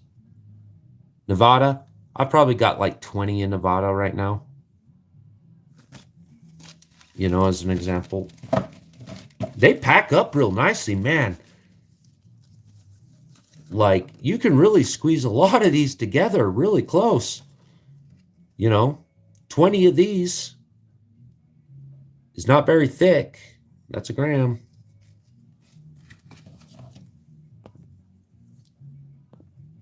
Let's see.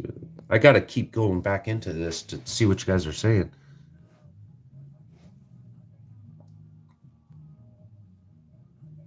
The moon is made of the most dense cheese in the universe that you can play golf on. Yup, and that's why they come back covered in Parmesan, bro. The only downside here is the Aussie dollar is crap. 59 cents at the moment. Wow. That's rough. I mean, you guys have always been a little bit under our dollar, but yeah, I've heard that you guys have actually been suffering like some serious dollar issues lately. I'm going to have to look into that more. See, finding the hole is never the issue on the moon cheese course. That's funny. Yeah, guys, better be careful how you talk around some people. They're gonna think you for yourself, man, and that's not good. You don't want people thinking you're thinking for yourself, because then they're gonna think they need to start thinking for you because you're thinking for yourself and you're not thinking the same way they're thinking, and so now they're thinking that you need to be thinking like they're thinking. And that's not what I'm thinking. I'm thinking I need to be thinking like I'm thinking instead of thinking like they're thinking, but they're just going to push their way of thinking to demand that I think the way they think. And if I don't think the way they think, they're going to think I don't know how to think. So screw that. Speak your mind, right? I might need to go to a think camp.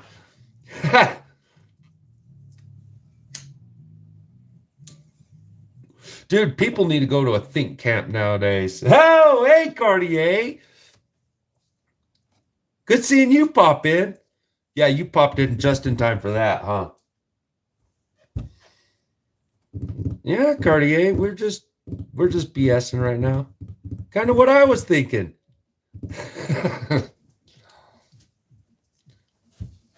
What up, buddy? It's good to see you here, Cardi. Yeah, man, you missed most of the spill. We talked about Aurum notes as compared to goldbacks. Aurum notes, instead of fractions of ounce, they use milligrams. They use milligram measurements. So 50th equals a 20th of a gram. But you get a better price by going with the Aurum notes You get more gold for your buck by using an Orem note compared to an actual gold back. Orem also makes gold backs. Goldback makes name brand Goldback, and Orem also makes gold backs as well. They do what's like one of them that I have is called a 1 Utah. If you look at the Goldback, it's just Utah. But Orem's kick ass. They do a great job. You get good bang for the buck. Very great looking art. Here, I guess since you're here, I can kind of show you again. I don't think anybody minds seeing again. Especially consider everybody can duck off whenever they want. Guilt-free. All right. All right, so we'll start at the small end. So Cartier, these are Orem, okay? 25 milligrams, 24K, gold Orem, okay? And this is the North American Animal Series. So these are 25, which means they're a 40th of a gram. They're a 40th of a gram, okay? Next up, the Eagles. Those are 50s. Okay, 50 milligrams. So these are a 20th of a gram. I'm tired of showing it through this film. We're just going to pull one out. Okay. Here are the wolves. And these are 100, so that means 1/10 gram. And these are the 25 series. So from now on, they're going to have this darker printed portion on the back. It's just another security measure and artistic measure. So 100s. And these are 1/10 grams. Okay.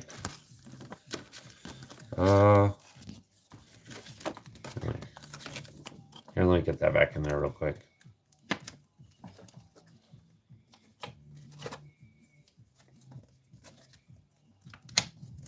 Okay, bear with me. Are they basically double spot too? No, they're pretty close, man. They're pretty close. They're within, you know, depending on the measurement, you know, of course, like with anything in gold, the smaller the measurement, the more the premium per your spot. But no, man, these are competitive. These are competitive with like your bars and your odd like half gram rounds and gram bars and stuff. These are fairly competitive. Not the goldbacks, the Orem notes. These are fairly competitive with your traditional bars. Okay? Your traditional gold bar. So 250. It's the 250 milligram. And so that's, of course, a 1/4 gram. Where'd my... I lost my slip. There it is. And then stand by, Cartier. Okay. Next up. This is 500 milligram, which is half gram, 24 gold Orem. And this one's the Grizzle Bear. Oh, I love the Grizzly. Dude, this is my favorite one.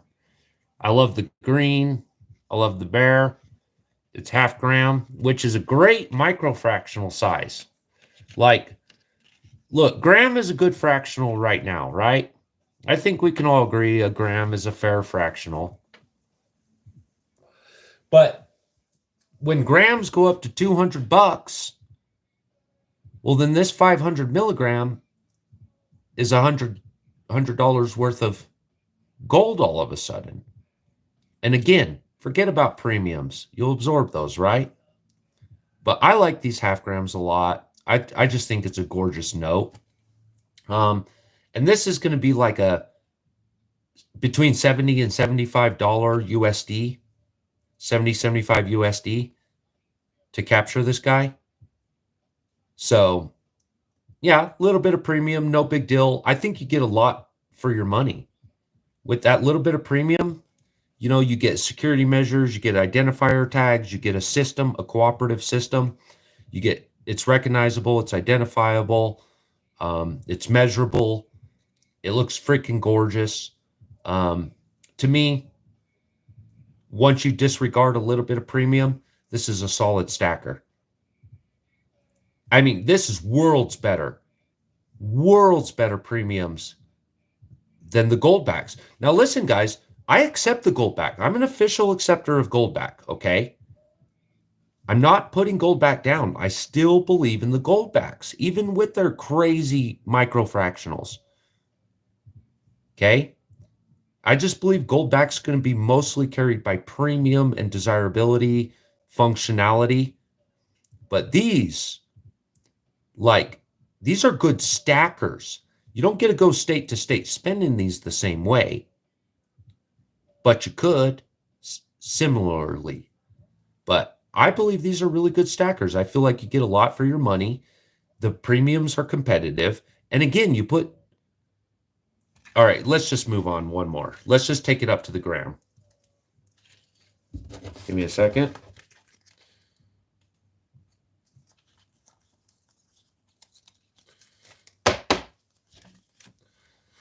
Okay.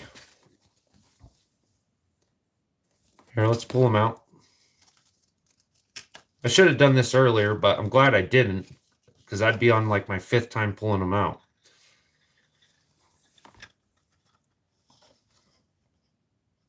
$1,000 grams, 1 gram, 1,000 milligrams, 1 gram, 24 gold aurum. And that is a gorgeous buffalo. And I like the red with like the tinted brown goldish. And it really carries a much redder look than you're seeing here. It's kind of closer to like, I don't know. It's probably closer to this red in real life.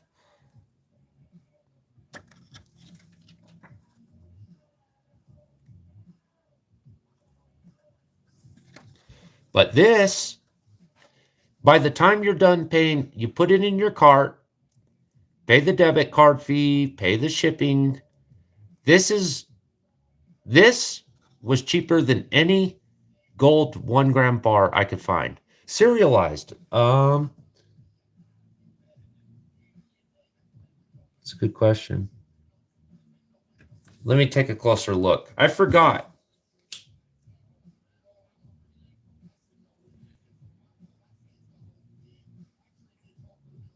Yes. Sorry. You see it right there?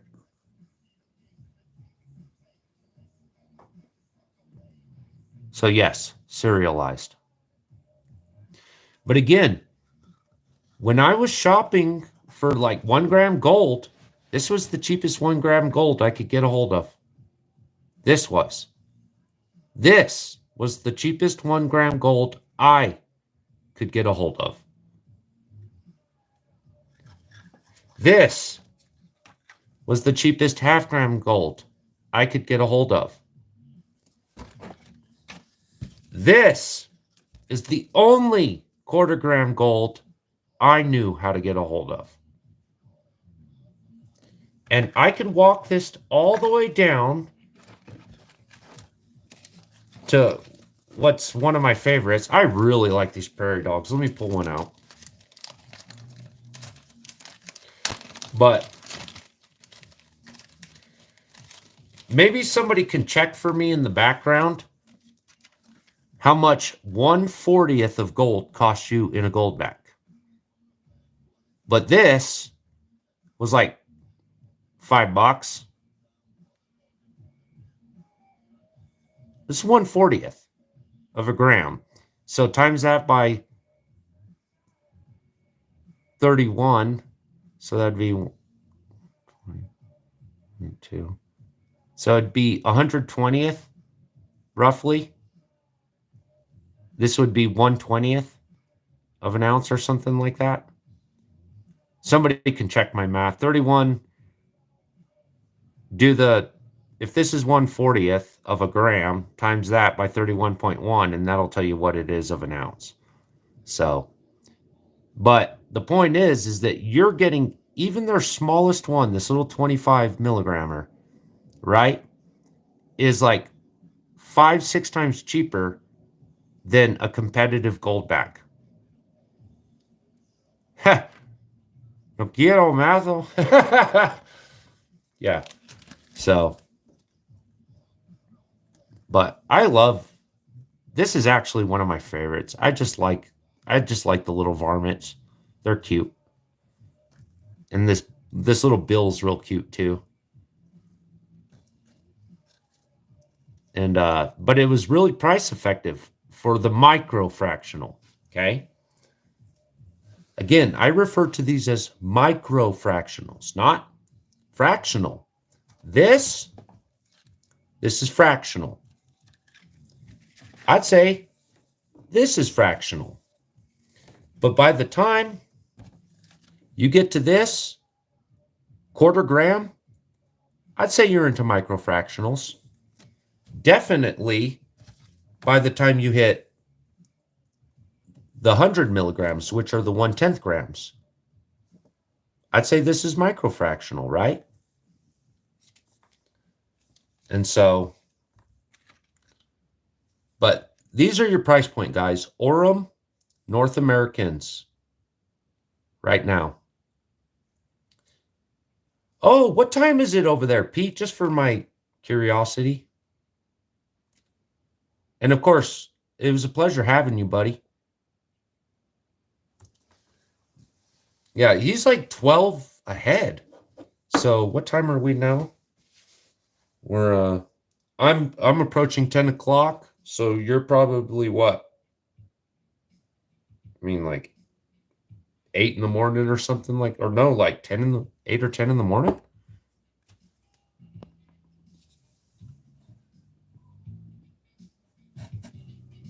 Pete, thanks for coming in. Nearly 2 p.m. Holy moly! Oh yeah, because you're on the east, so you're another hour or two further from Perth.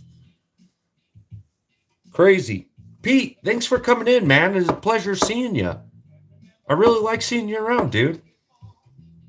It's cool to see you drift in. You know, it's a little bit outside your normal loop. Cartier, 11:54 here. Okay, so you're East Coast, huh, Cartier? I'm 10 Mountain. Let's see.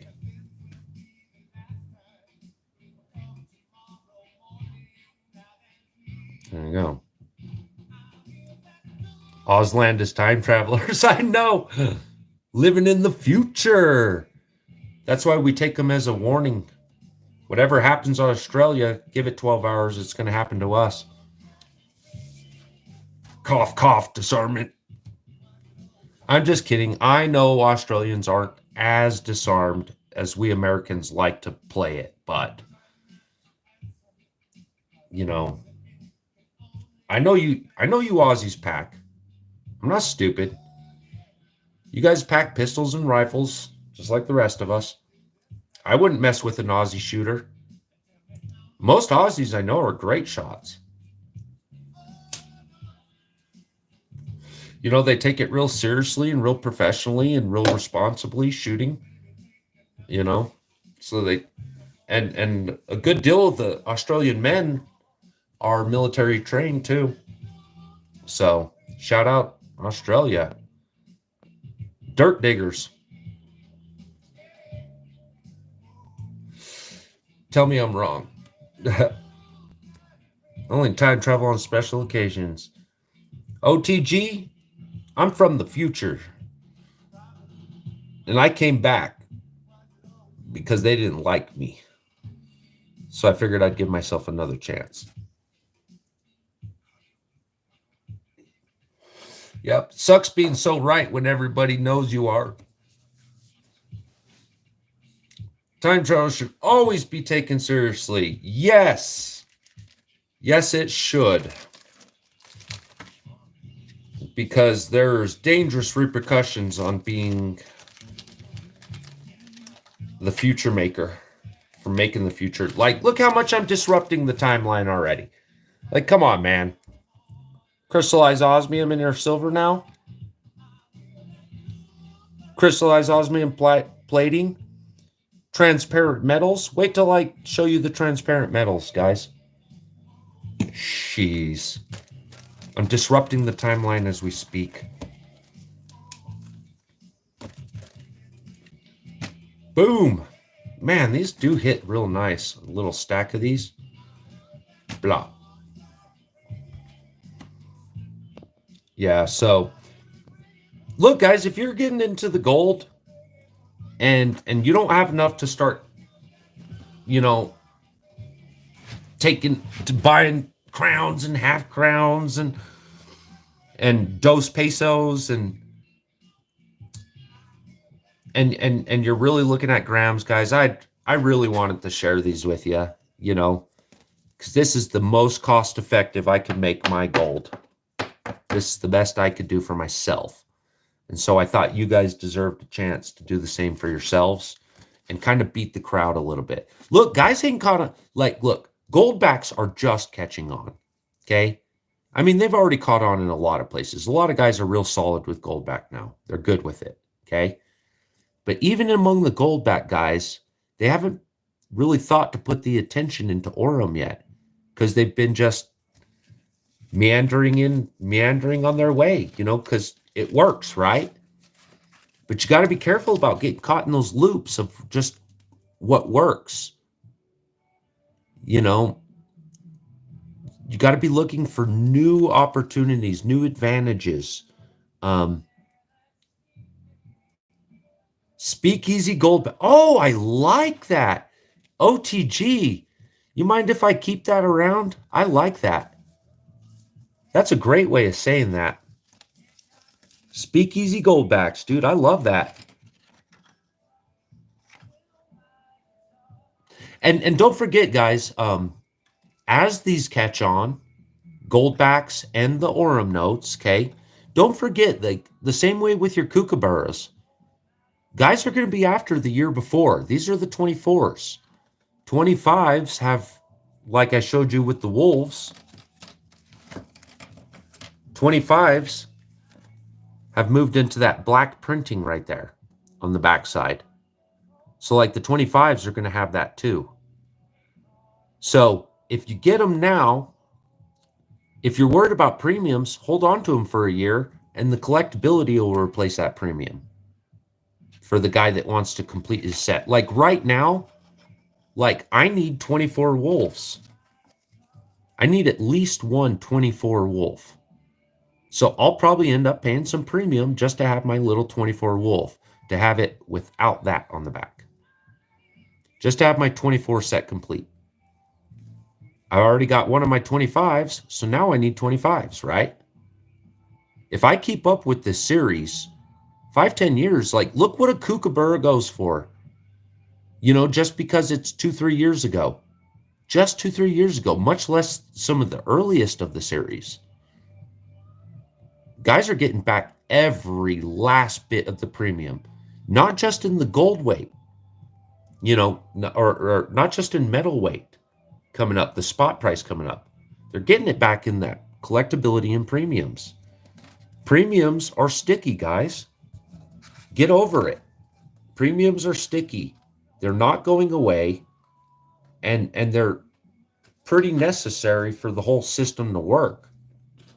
And so get over the sticker shock, pay the premium now while the metal costs are low and while the interest premiums are low. Because when these fly off the shelf, that interest premium might go up a notch.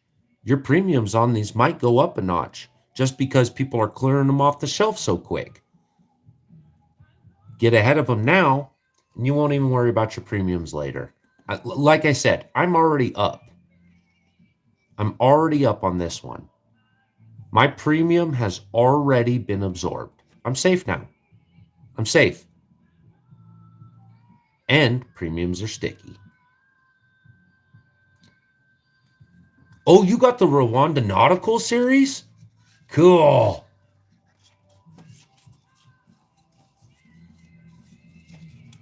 Yeah, and if you're only 2 away, dude, what's that full set going to be worth, you know?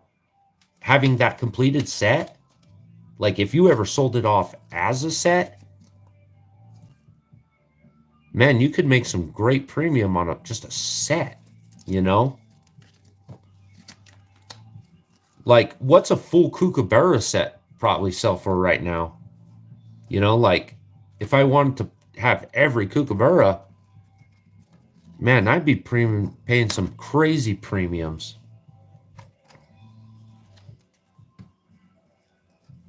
Don't know if 2025 is out yet. Man, I hope you get it. I hope you put that set together for a reasonable price, man. I hope you get it. And then I hope you can keep with it too. I fell behind on my kooks. And then like I sold a bunch. I got in a pinch and I had to sell a bunch of kooks.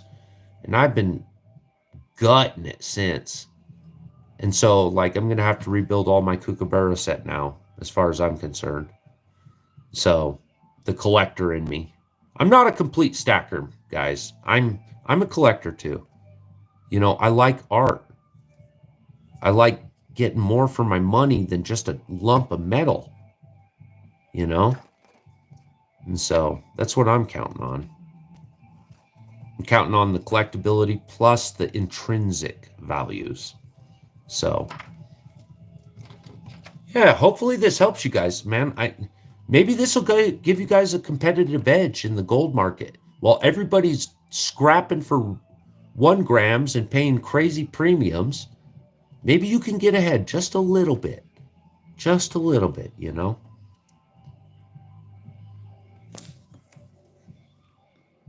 What'd you say there, Cartier?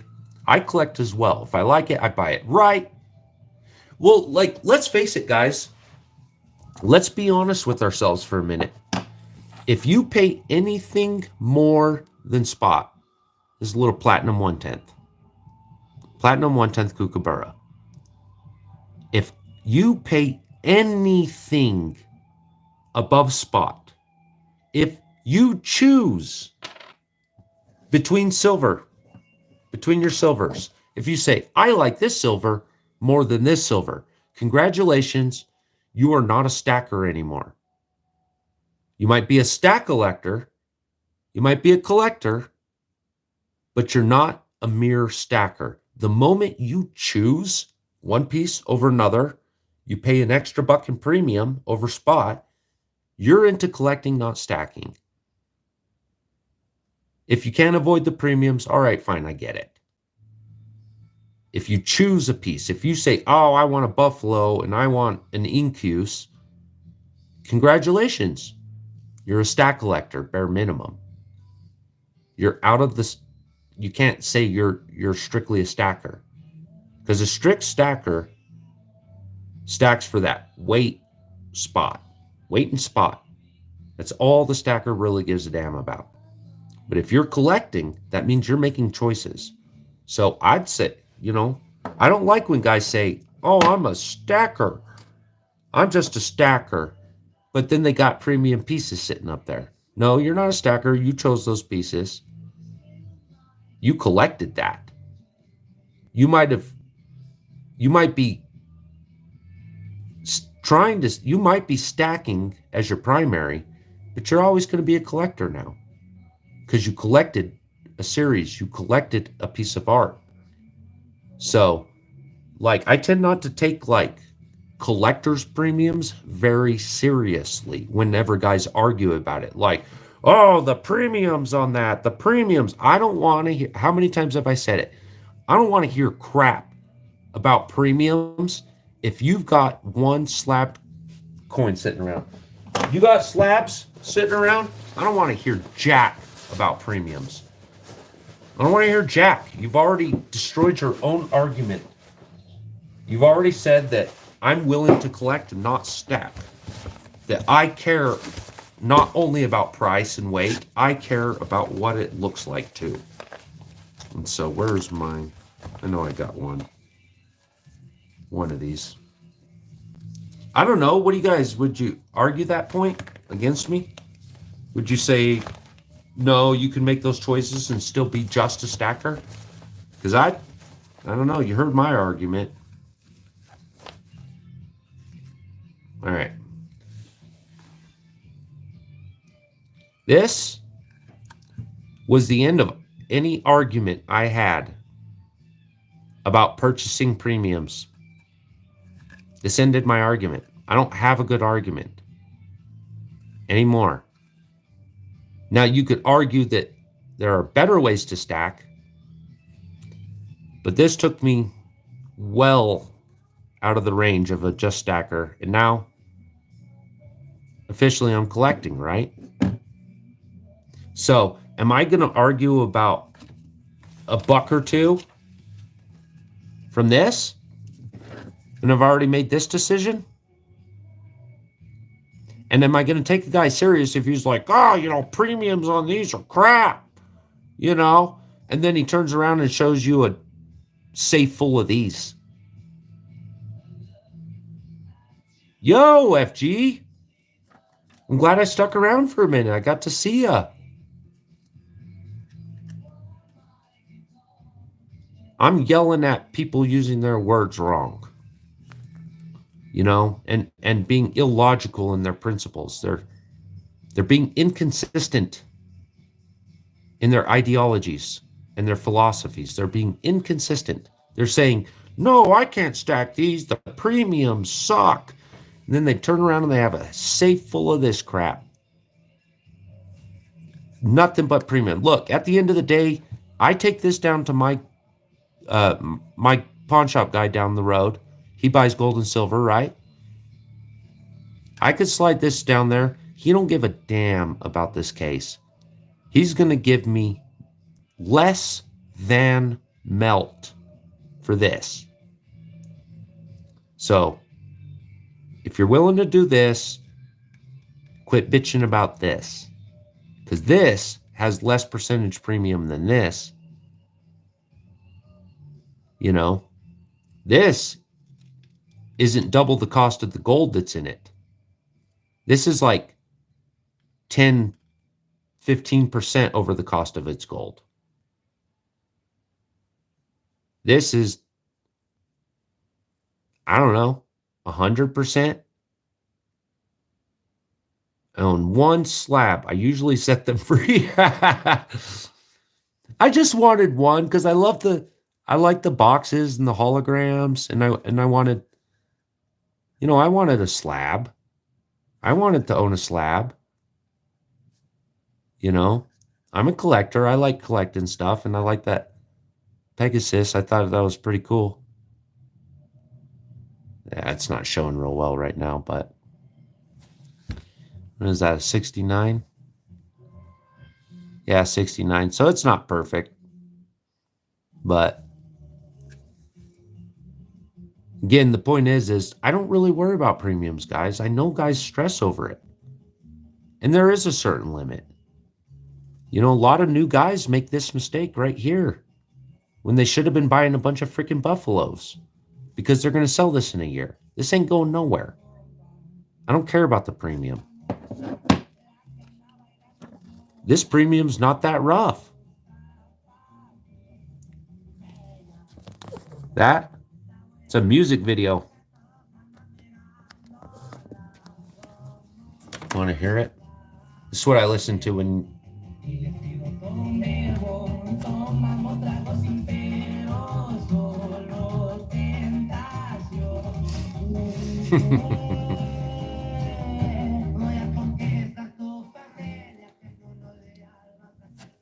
Yeah, that's too loud, isn't it? Have you guys even heard the music this whole time, or is it not carrying through?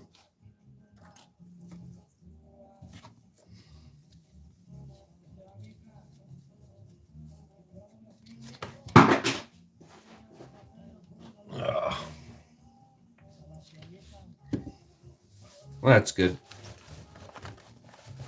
Taco Tuesday music. Hey, man, I grew up in New Mexico. I worked in Mexico. I grew up in New Mexico. Born in New Mexico, man. I love New Mexico. That's my home. I have heard this music more than I've heard other music. It's like this or country and western, you know? And it's like, I listen to rap, you know? But I also listen to this because it's just, I don't know, the culture, man. Yeah, this is pretty cool. I got this for Maca. That's silver.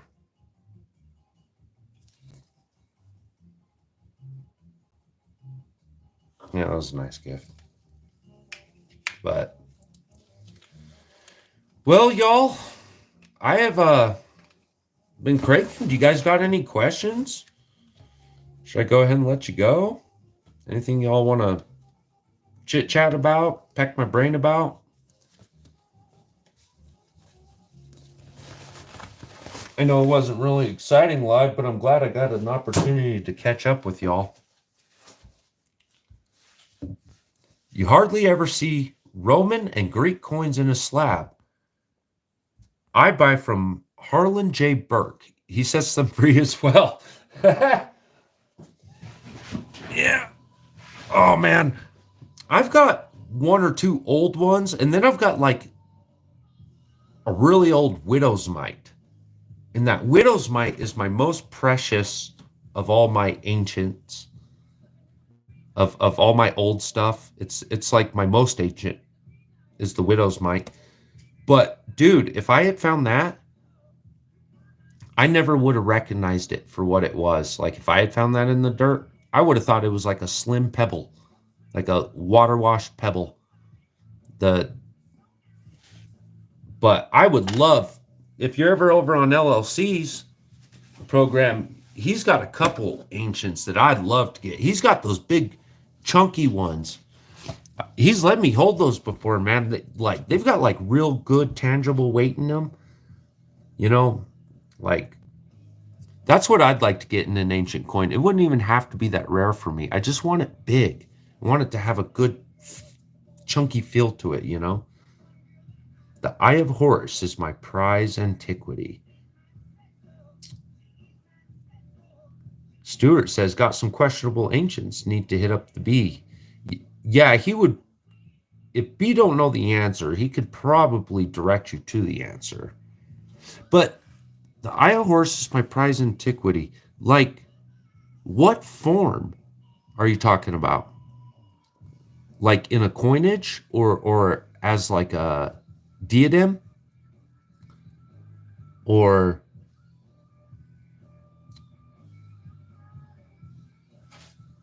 how are you thinking? Stone.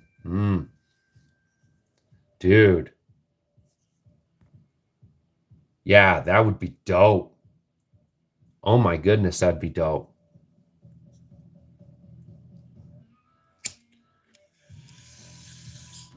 You know what caught me the other day? LLC was in Chicago at a coin shop in Chicago, and they had, I never realized I would have so much fascination for it. They had ancient rings, a whole selection of ancient rings. Yeah, 500 BC, dude, you find anything 500 BC, that's cool to put in your house. That's freaking cool. Anything that old, dude, anything that old is dope. But man, those ancient rings, like he only like waved the camera over them pretty much. He didn't even like really stop to look at them so much. And I was hooked instantly. I was like, ancient rings. That's so freaking cool. You missed out on an old Roman ring. Like, you had the opportunity to buy it. Did you just second guess yourself, second guess your wallet?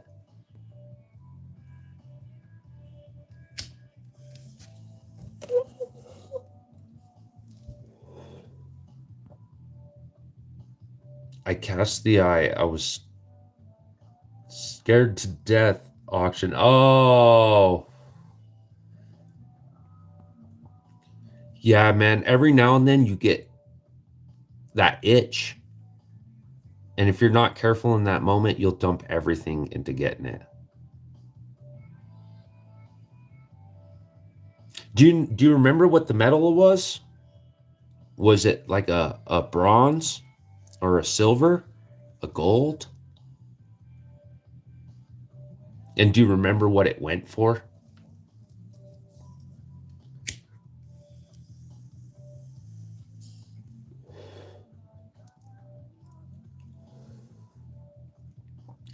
I've got a few chains around the house that I've got like good rings to like junky like costume rings, but it's like a whole chain full of rings that I keep around.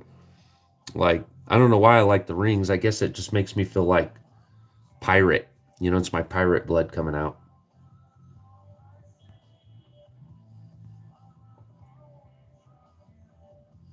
Silver, about 450 for a silver ring. Yeah, and how many grams could that have even been? You know, at most, three to between 3 and 7 grams at most. You know, I don't know, maybe a 10-gram ring if it's really chunky.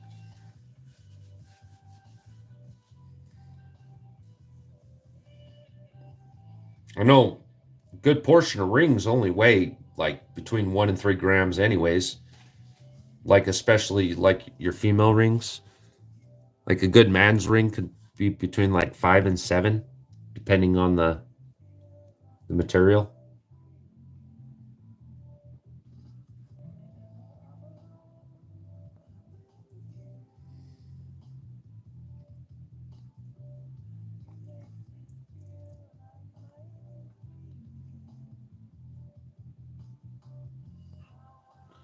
The Roman ring was bronze or copper. Probably a bronze, wouldn't it have been? Because they were pretty well into the bronze by that point. Do you know if they were doing brass at that point, though? How far back does brass go, and who did it? I know brass has been around, but it's not been around as long as bronze, obviously, right? More bronze in Rome. Okay. Yeah, it really was their power metal, wasn't it? You know, it's one of the reasons, that militarily they were so efficient, was bronze technology. I mean, the weight the weight savings alone. A knuckle bone from Rome that's copper. That is freaking cool, dude. How long you been collecting this stuff? What got you into it? Do you remember what drew you in?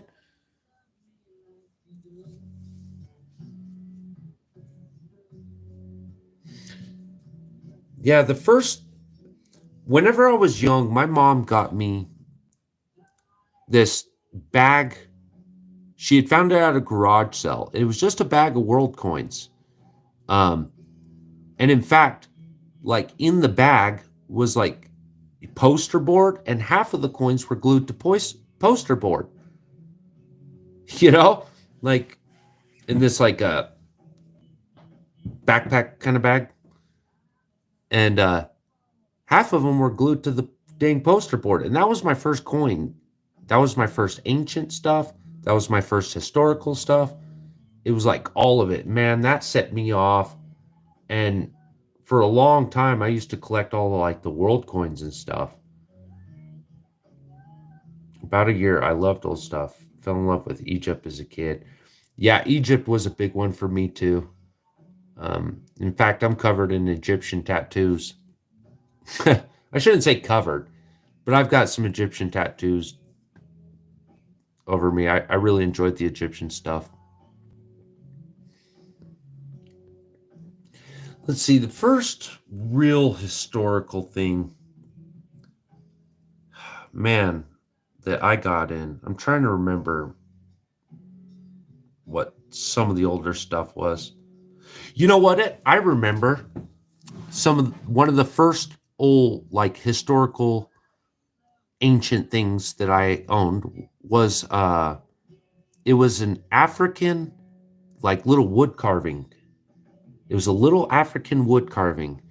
Um, my best buddy, whenever I was younger, my best buddy, his mom was from Ghana and she was like a princess in Ghana.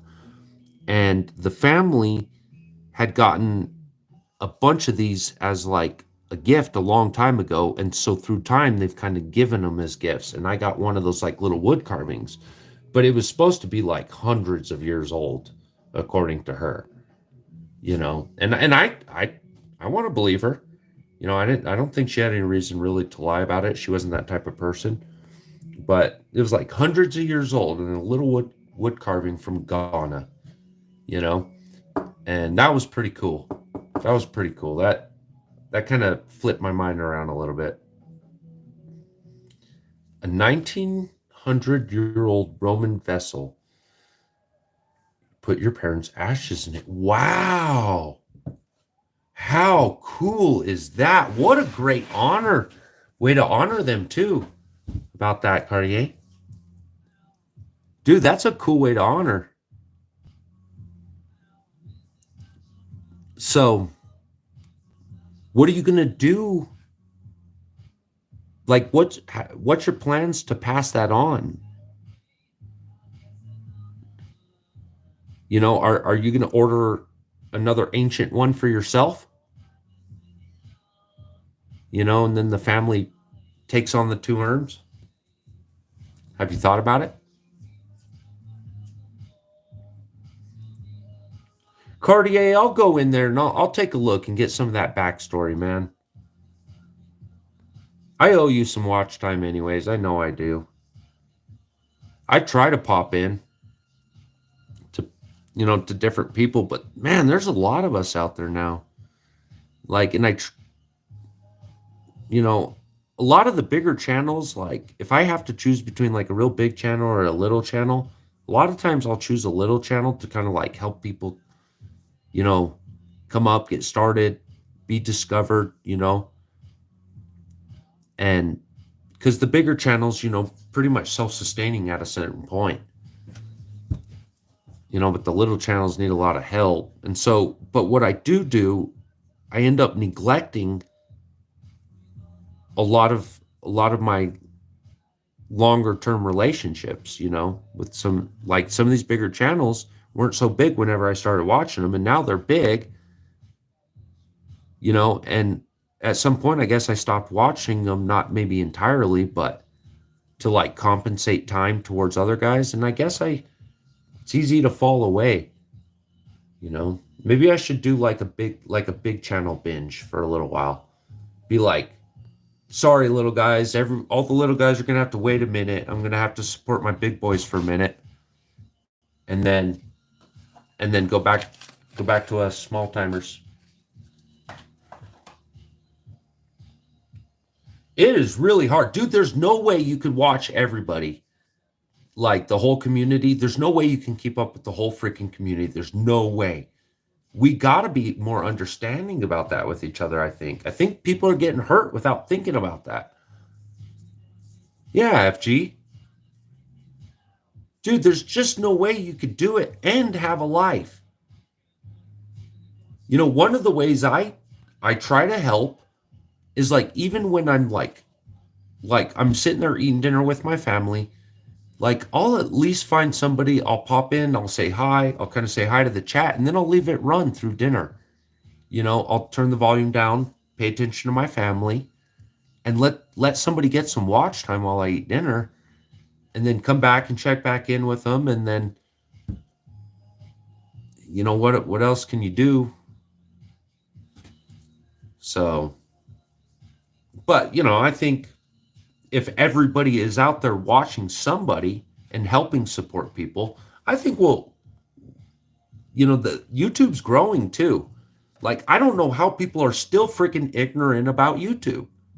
Like, I still talk to people regularly about YouTube, and they're like, oh, I guess I never really go there. And I'm like, guys, YouTube is the second largest search engine in the world.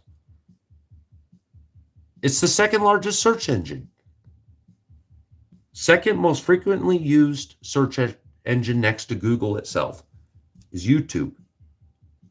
Like, and the community is still growing every day. OTG, you said, I'm followed about 200 channels this year. I had to. It was taking up too much of my life. Cartier, no, I don't. It don't bother me. Even if you were home all day long, you can't see everything. Right. You know, OTG, I did a mass unsubbing a little bit back too. You know, I kind of looked at it and I said, look, man, I guess if I don't recognize your name, I guess I wasn't watching your stuff. And like I hit one of those limits at first, you know, where it says you can't subscribe to any more people, you know, until more people are subscribed to you. And so like I had to like wipe a bunch of names off the list just so I could subscribe to people who are actually putting out content, you know. And every now and then I have to unsubscribe somebody that doesn't make content and put on somebody that does. And so like a lot of my people I'm sub to are just like friends, like Pete. You know, I don't think Pete's making content. I could be wrong about that. I'll have to check again, but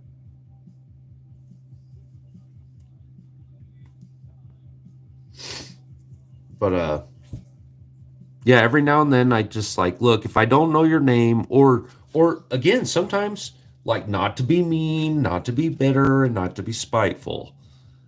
But sometimes like people just ain't got the time for you. They're never going to acknowledge you in the chat. And their content isn't providing you anything, right? And so like they're kind of just filling up your subspace, your subscriber space, and they're filling up your feed. Because like I'd love to be in there, but like some of these people, man, they don't even like acknowledge you when you come in. They're busy. They got 1,000 people in the freaking room. You know, you're not watching their video because you like their content. You're watching your video because you like them. You like that person. But if that person's not available, if that person doesn't see you or that person doesn't care about you, then that relationship's not existing in that moment. And all you got is a bunch of content in your feed that you're not participating in. You're not doing them any good because it's going to screw up their algorithm. Like, look, your own subs aren't even watching you, is how the algorithm might see it.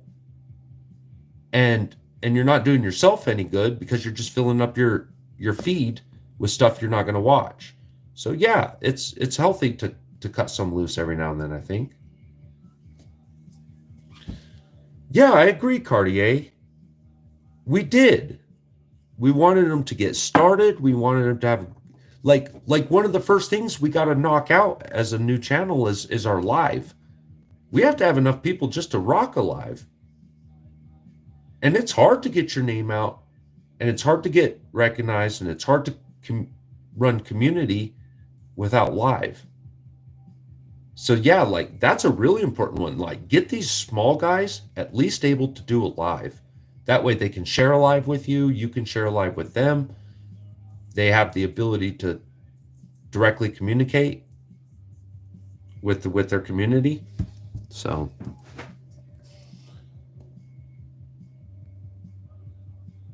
yeah, but again, if you're not watching them, you're only hurting their channel.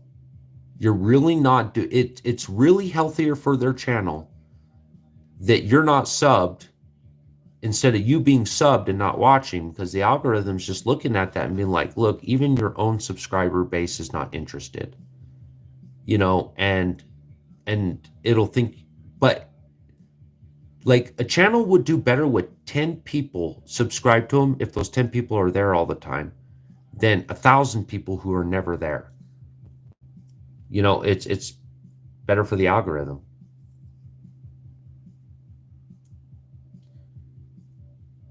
Cartier, I never wanted a channel.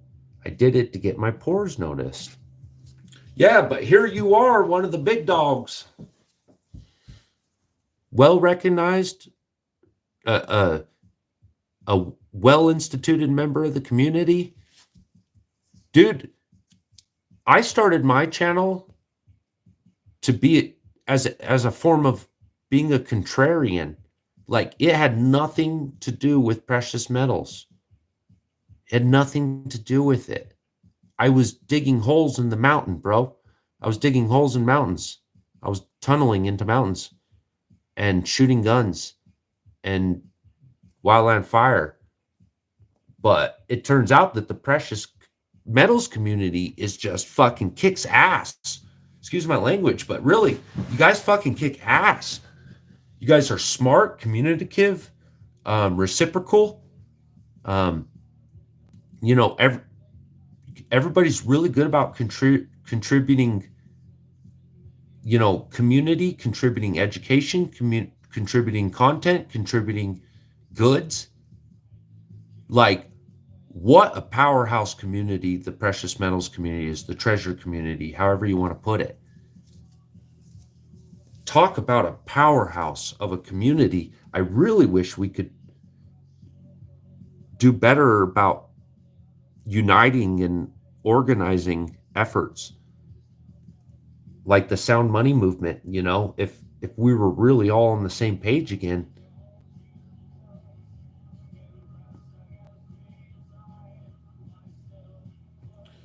OG has 30 subs, 0 content.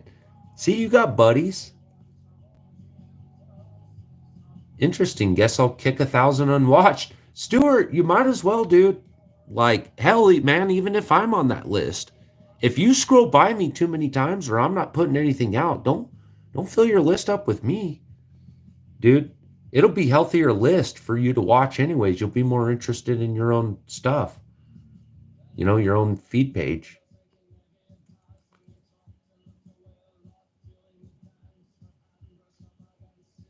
Exactly, Cartier. I agree, dude. I don't want, like, dude, 2 people in the chat earlier, and I'm stoked because those are 2 people that want to be there, no matter how bad I suck, you know. But, you know, I'm not one of those guys that goes out and has a million friends, dude. I have like 2 friends. Like, in my local life, I've got 2 friends, and I only see one of them regularly, and even regularly it could be laser beams, you know, regular, you know. I'm after quality, not quantity, you know, with my relationships with people.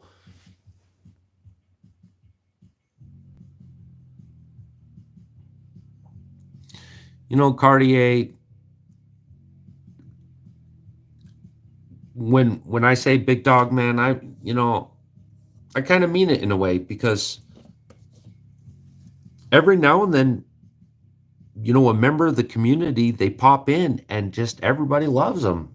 You know, some people are just lovable, you know, lovable, likable, entertaining. Like, dude, I appreciate the shit out of you. You've been like well involved in the chat. You know, you've been helping me. You've been helping me. You know, I was ready to give up earlier, but y'all were willing to talk to me, you know, which is great because I'm freaking bored, dude. I'm just sitting at home anyways. That's why I came on live. I just wanted to hang out and kind of chit chat with everybody.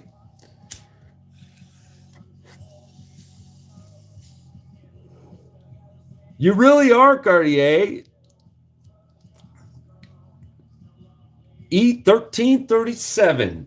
What up? Welcome in.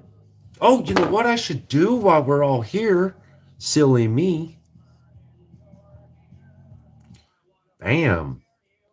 I don't know why I didn't get to that sooner, Cartier. My apologies. E, how you doing?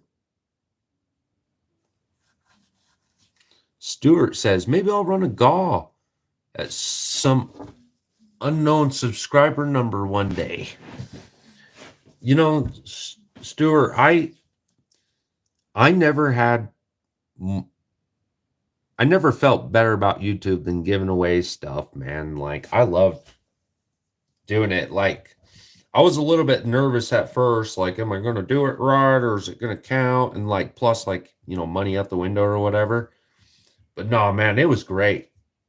Like, you know, and it's a good way to bring in some new faces too, you know, but they're fun. I mean, that's a great part of this community is the gauze. Like every now and then, dude, usually if you've been in this community for a minute, you've won something or you're about to. FG says he's working on a new 3D print for someone at request. So listening while working. FG, can you tell us yet what it is? Or is it discreet at the moment?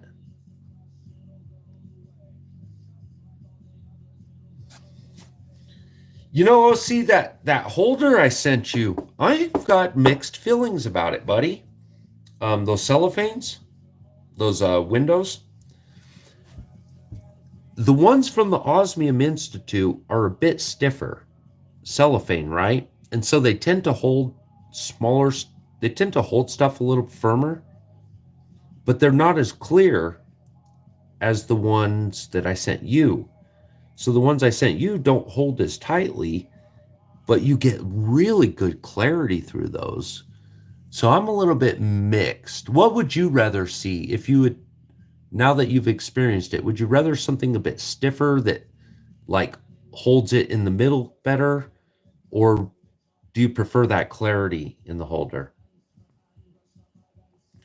OTG, get out of here.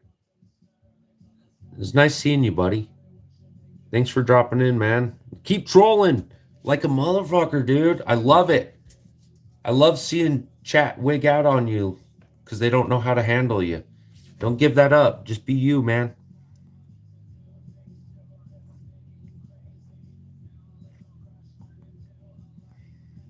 You know. Yeah, mine does too, OC. It just kind of goes swip, but it kind of like cradles nicely, and the clarity makes it seem like it's just sitting there under the right lighting, like it's like resting on its own almost. But I kind of want to go with a thicker one, but man, that crystal, I like being able to see it through that film. It's a constellation bar, having some trouble with it, even though it seems straightforward. What constellation? And what are you, and what kind of marking? Oh man, I can't wait to see that. A constellation of stars on it. That's so fucking cool. Rather see it clear. I am okay with it at the bottom. Still looks awesome. Well, thanks, buddy.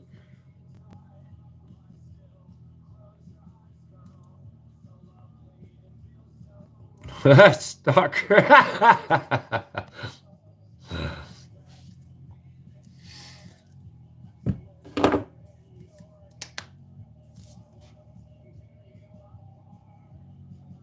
No. Dude, the constellation, that's a cool idea. I was thinking about doing something like that in osmium, like trying to like set like, I don't know, like Orion or something. Like pick one, maybe just like Big Dipper, right? Or Southern Cross or something. But I thought about doing it in like little 2 millimeter square osmium and then like setting it as a bar. I thought that'd look real good. But I'm a long way from doing another die. Those things are expensive. It's really expensive to get those dies made. But I'm telling you, that is the way to do it, though. Like this prototype, guys, that like it was always intended to be a prototype anyways, just for the record. But if you look, you see that slight shadowing that happens in there? Well, that reservoir, I accidentally drilled it a bit too deep, right? But in drilling it, all sorts of things like went wrong. Like right away, you're losing weight off your round. Like you're losing the weight off your round. You know, not enough to take it under an ounce. It's actually still an ounce. But, and then it creates that, if you don't get it deep, if you get it too deep, it creates that shadow effect. If you don't get it deep enough, it raises the crystals above the surface and it'll like scratch and mar like capsules and stuff.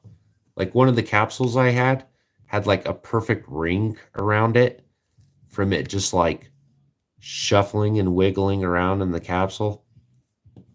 And so as much as I liked it, I realized like right away, I need to strike this in. Like drilling, milling is not going to do it. Drilling, milling is not going to do it. And so striking was the way. So I got them to make special notation on that die to strike in a cavity for me on this round, which is that cavity. You can't see it that well, but again, like I was saying, dies are expensive. Otherwise, I'd start cracking these things out.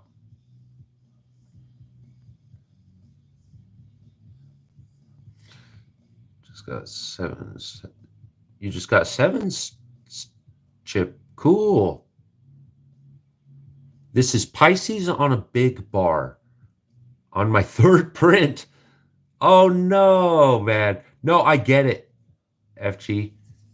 It's the same reason I never like released these as a mill. Like it's, if it ain't right, it ain't right.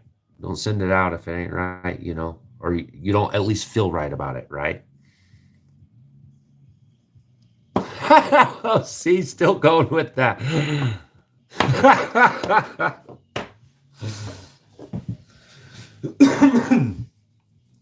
Oh my goodness. OC. What could I have done? Because you've got the number 2. LLC's got number 1 and you've got number 2. What could I have done better, man? What would really step that up? I wanted to use like larger osmium as an example. I wanted to use larger osmium pieces, but I wanted to keep like the price point affordable, right? I'm starting to really question using this ultra reflective finish, because I'm telling you, you just look at it and it mars. It scratches and mars. Just you look at it and it's like, and I'm starting to think that maybe something like this is just natural wear. This was just as shiny as the rest of them. But I keep thinking maybe like a brushed might be a better way. That way it doesn't distract from the blue of the osmium as much. But what could I have done to like really step that up for you, man, and like really put some power into that purchase? Like when a guy buys one of these rounds or is thinking about getting one of these rounds, what could I do to really put some extra professionality into it? Better packaging, better how about like custom like, you know, those soft displays like the US Mint uses, you know, that you open it up like a ring display. Should I get rid of the ultra finish? I mean, it's pretty cool when it hits though, because like, I mean,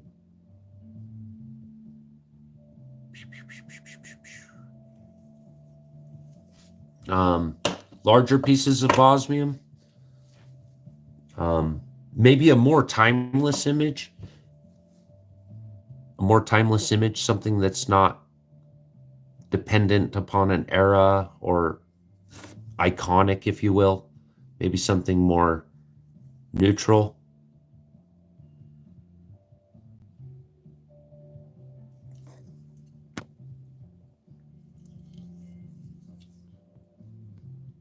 A square one instead of a round one in the osmium. A square osmium. Yes, that can be done.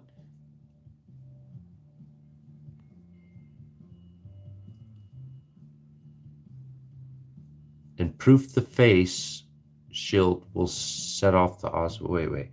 Leave it be you. And proof the face shield will set off the osmium. Leave it be you and proof the face shield will set off the osmium.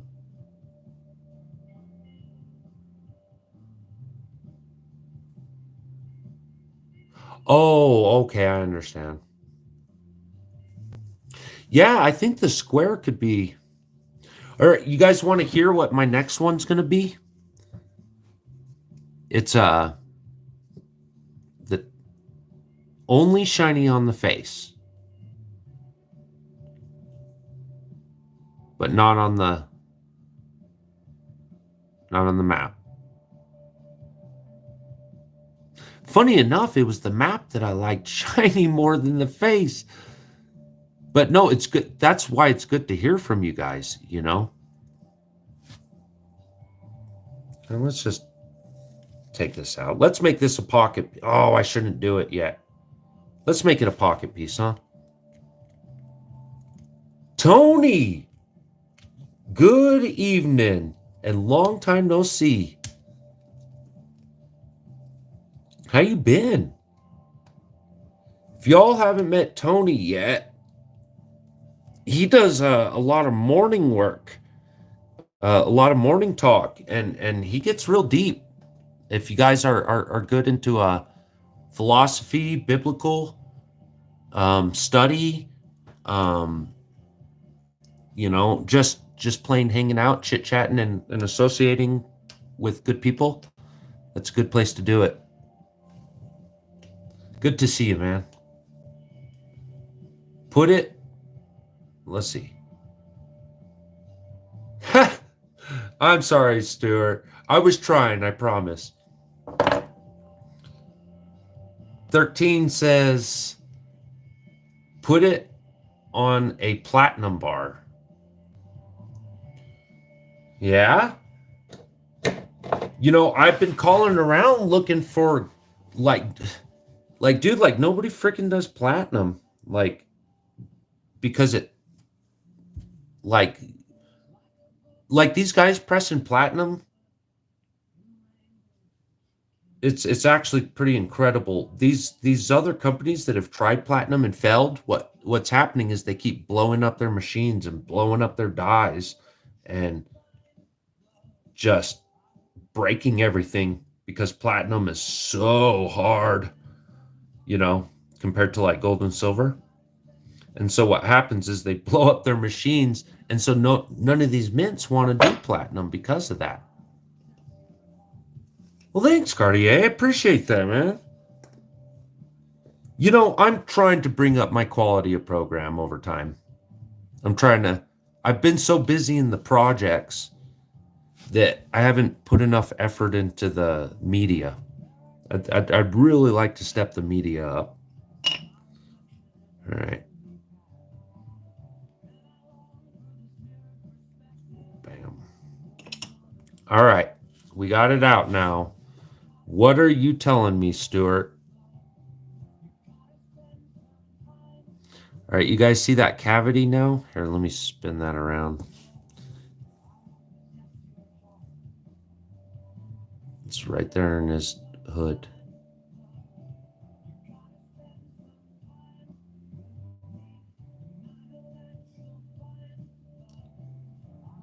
Yeah, that was pretty nice of them to do that for me, to take it up that extra notch to do a measured, I gave them measurements, actual dimensions that I wanted met, and they went that extra notch just to make sure that happened for me, and I appreciate that. Thank you, Silvertown. So thank you, OC, for sharing out Cartier. That's awesome. You guys get to know each other. Here, 13, let me get you fixed up real quick, buddy. All right, oh no, it's doing it to me again. There we are. And pow. 13, if there's anybody in here you're not sub to, just do it. And if you get around to them, you get around to them.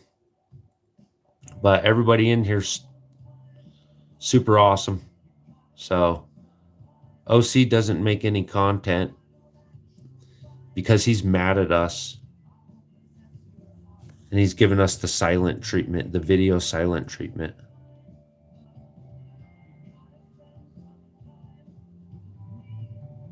I like that smooth.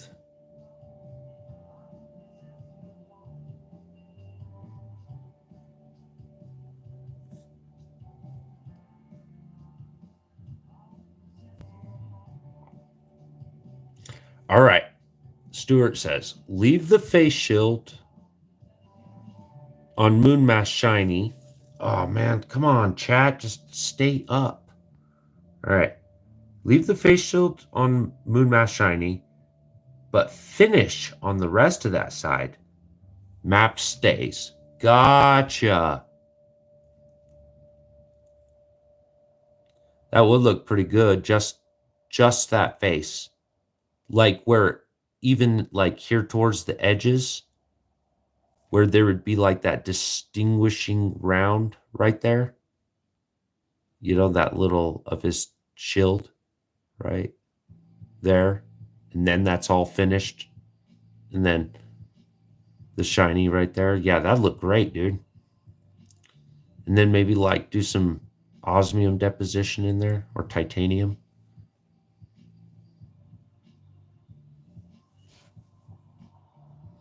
Yeah, that'd look dope. So the next one I'm going to do is going to be kind of fun. It's going to be like a character. Just imagine moving him back in perspective.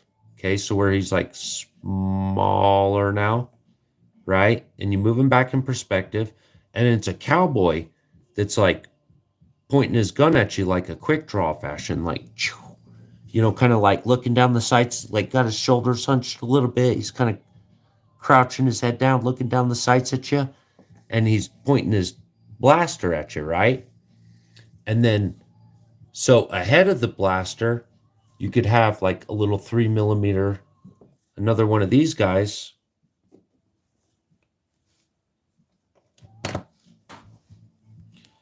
Then you could have that little osmium round, sitting like out ahead of the pistol, right? Like over here in the bar or round or whatever. So it's kind of like that. And then you do like some blast marks like this, okay? Like cartoon blast marks. So gun, pow, right? And then a streak mark leading to right here, a little bit of blast mark off the edges, some radials off the edge of this being the osmium, right? Like if this was the osmium setting and this is what we're looking at, then it looks like a little cowboy blasting his pistol, and this becomes the osmium in the face becomes the projectile. And then it just kind of like, you use perspective to bring it back to the guy who's back here, shooting. And he could be, pretty good distance, But the whole point is just making sure that little round ends up somewhere ahead of that pistol, and then I'll take the cowboy and then I'll kind of space him out a notch. And that's kind of what I want to do for my next one. And I'd love to make it a 4mm like this, like a bigger chunk like this. But doing that makes it like a $300 or $400 piece, like right away, like just one. Like this is over $300 in melt right here. So you can imagine what that would do, you know, by the time you put in all your effort and work. I mean, who the hell's going to be able to afford that, except, it's just not as accessible as like, the smaller 3mm that just, and that's why I chose these guys. I just wanted to make sure people could somehow afford them. These are the smallest circles they make. I wish I could have done something more affordable, but man, those were the smallest circles they made. And the only thing you get smaller than these, in essence, is going to be the 2mm squares. And 2mm squares, pretty small, guys. Although it is osmium and under the right light, it packs a punch.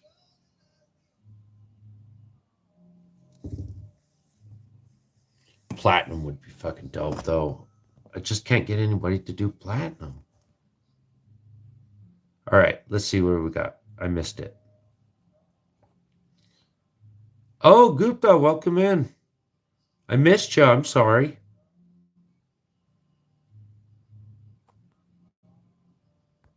OC, too busy with what he's got going on. What did you say, OC? No, I will have something sometime this year after it plays out. Dope. All right, let's see. Sorry. Gupta, welcome in again. Yeah, you're fine, man. Come and go. Maybe a ring. 13, you like rings? I got a couple osmium rings. Stuart says make half ounce with 2mm round deep stamping. When I was asking about platinums, calling around trying to get the platinums, I wanted 1/10 ounce platinums. That's what I was hoping to create, 1/10 ounce platinum. But a half ounce would be perfectly appropriate with a 2mm square. And that would bring your value up to like 75, $90 a round in your half ounce. Because like a 2mm square right now, like $50 for a 2mm square. And then plus your half ounce of silver. So, there's 65. And then plus there's going to be some premium on that because it's a halfer, right? So, like 80, 85. And then plus the custom work. Yeah, I mean, you're at $100 half ounce round with a 2mm square. I mean, fairly.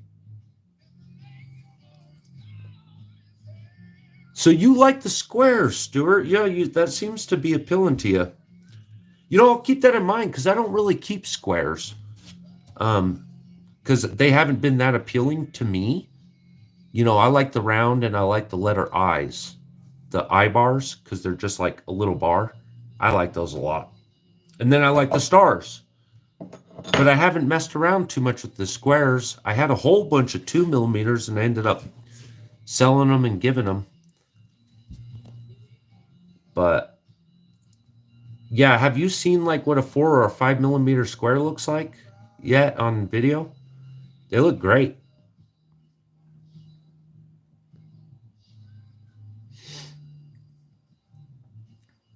Yeah, that constellation, man. If you use 2mm squares for constellations, like what FG's doing,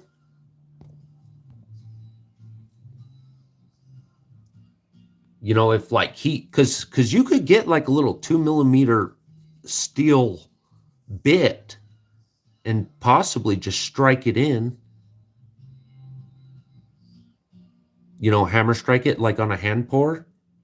So if you do your hand pour, make your hand pour, just and then just strike in your 2 millimeter square with like a bit, like a you know a like a square end bit that you use for like screws and stuff. That's that's got to be pretty close to 2 millimeter right there. Thinking about shoving my only square in a ring. Not sure about the outcome. I mean, what part of the ring? And how are you using it to accent?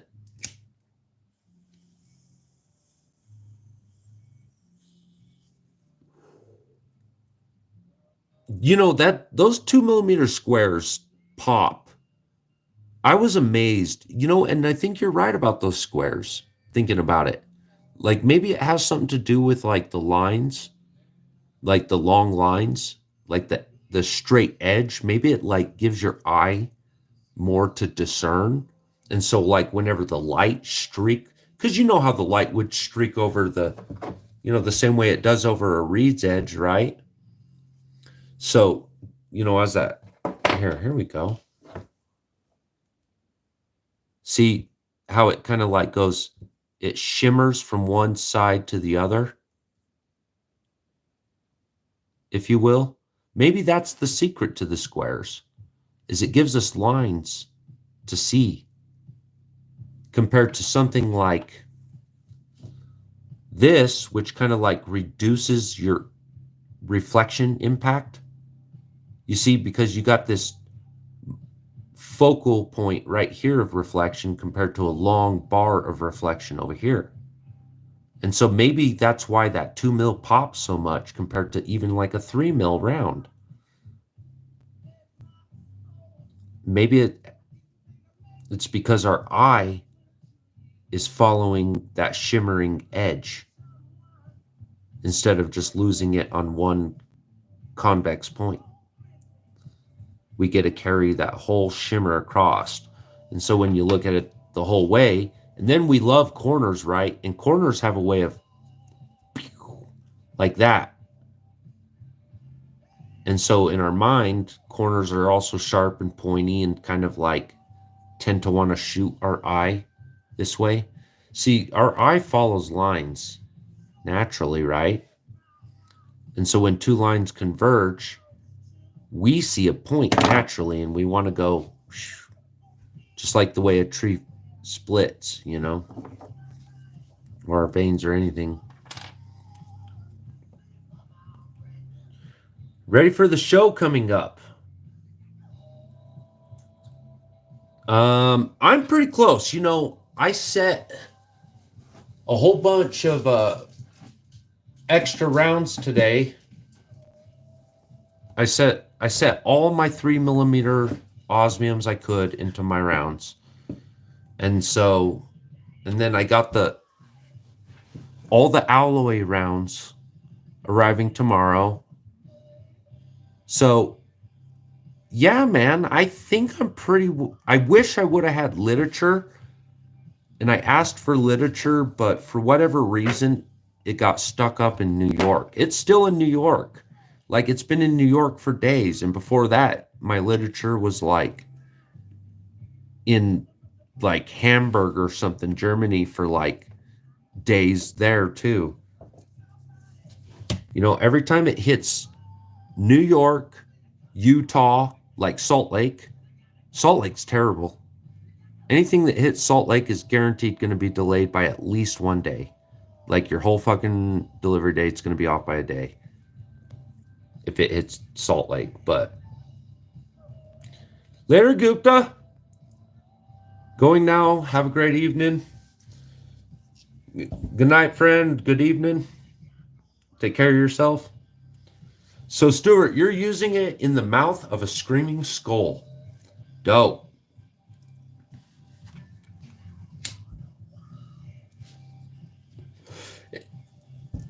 It is Is it just a skull ornament? Like just a skull design? Like, is it just a single skull, or is there more going on in there?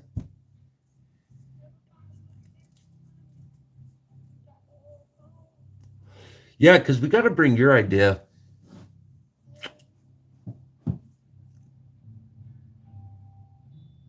Because like it'd be dope to see your logo come to life in osmium somehow.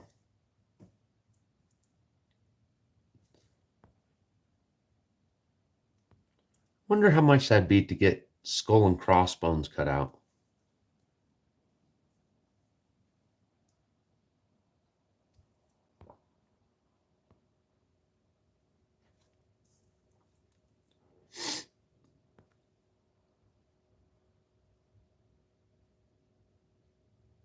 You know, Cartier, I'm probably getting off here in just a short bit anyways. I appreciate you coming in, spending as much time as you did too. Shoot, man. That was awesome.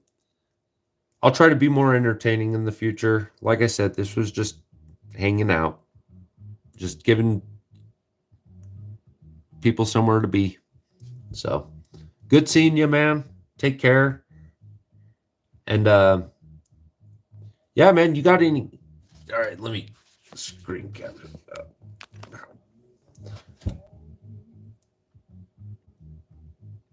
Yeah, I'll email you, Cartier, and mine's in my description too, so you can catch me anytime. Feel free, anytime, any questions. And that goes to all of y'all. FG, same to you. You guys ever got any questions, or just need a lead, or had a crazy idea that somehow you want to put to life and you need somebody to roll it over? Guys, I'm always open to brainstorming. It's one of my favorite things to do is think outside of the box and do something new and do something different and go down rabbit holes. And like, it's really what I live for, and it's what I do best. So like, OC, for sure, buddy. Oh man, I really appreciate that. Thank you, OC.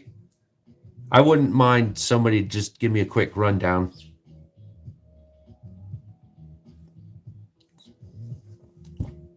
So, thank you. Man, you guys are awesome.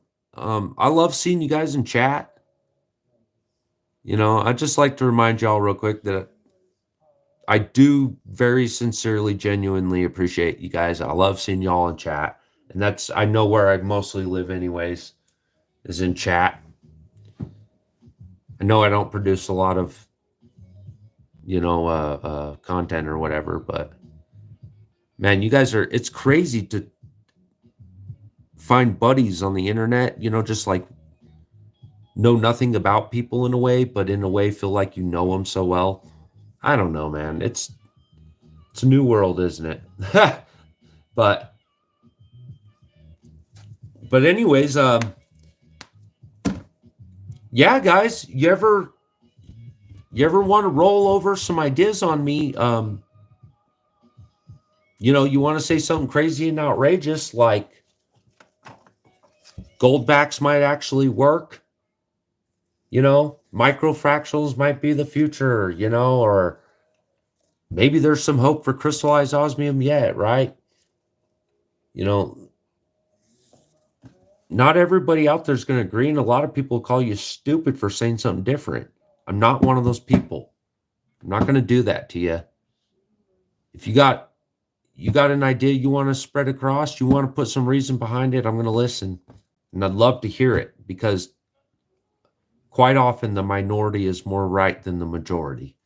So you guys got something to say, speak up around me, and I'll defend that. So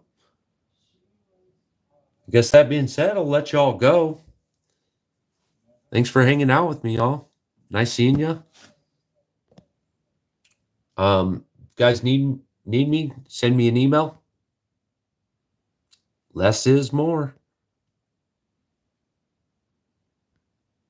That is so true. Tony, same to you. You can hit me up through my email. I think you have my number, dude. So, anyway, good seeing y'all.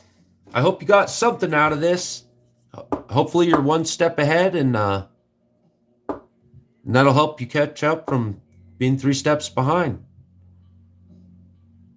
So, y'all take care, and I'm going to figure out how to shut this thing down, and need anything, get a hold of me. Later, y'all.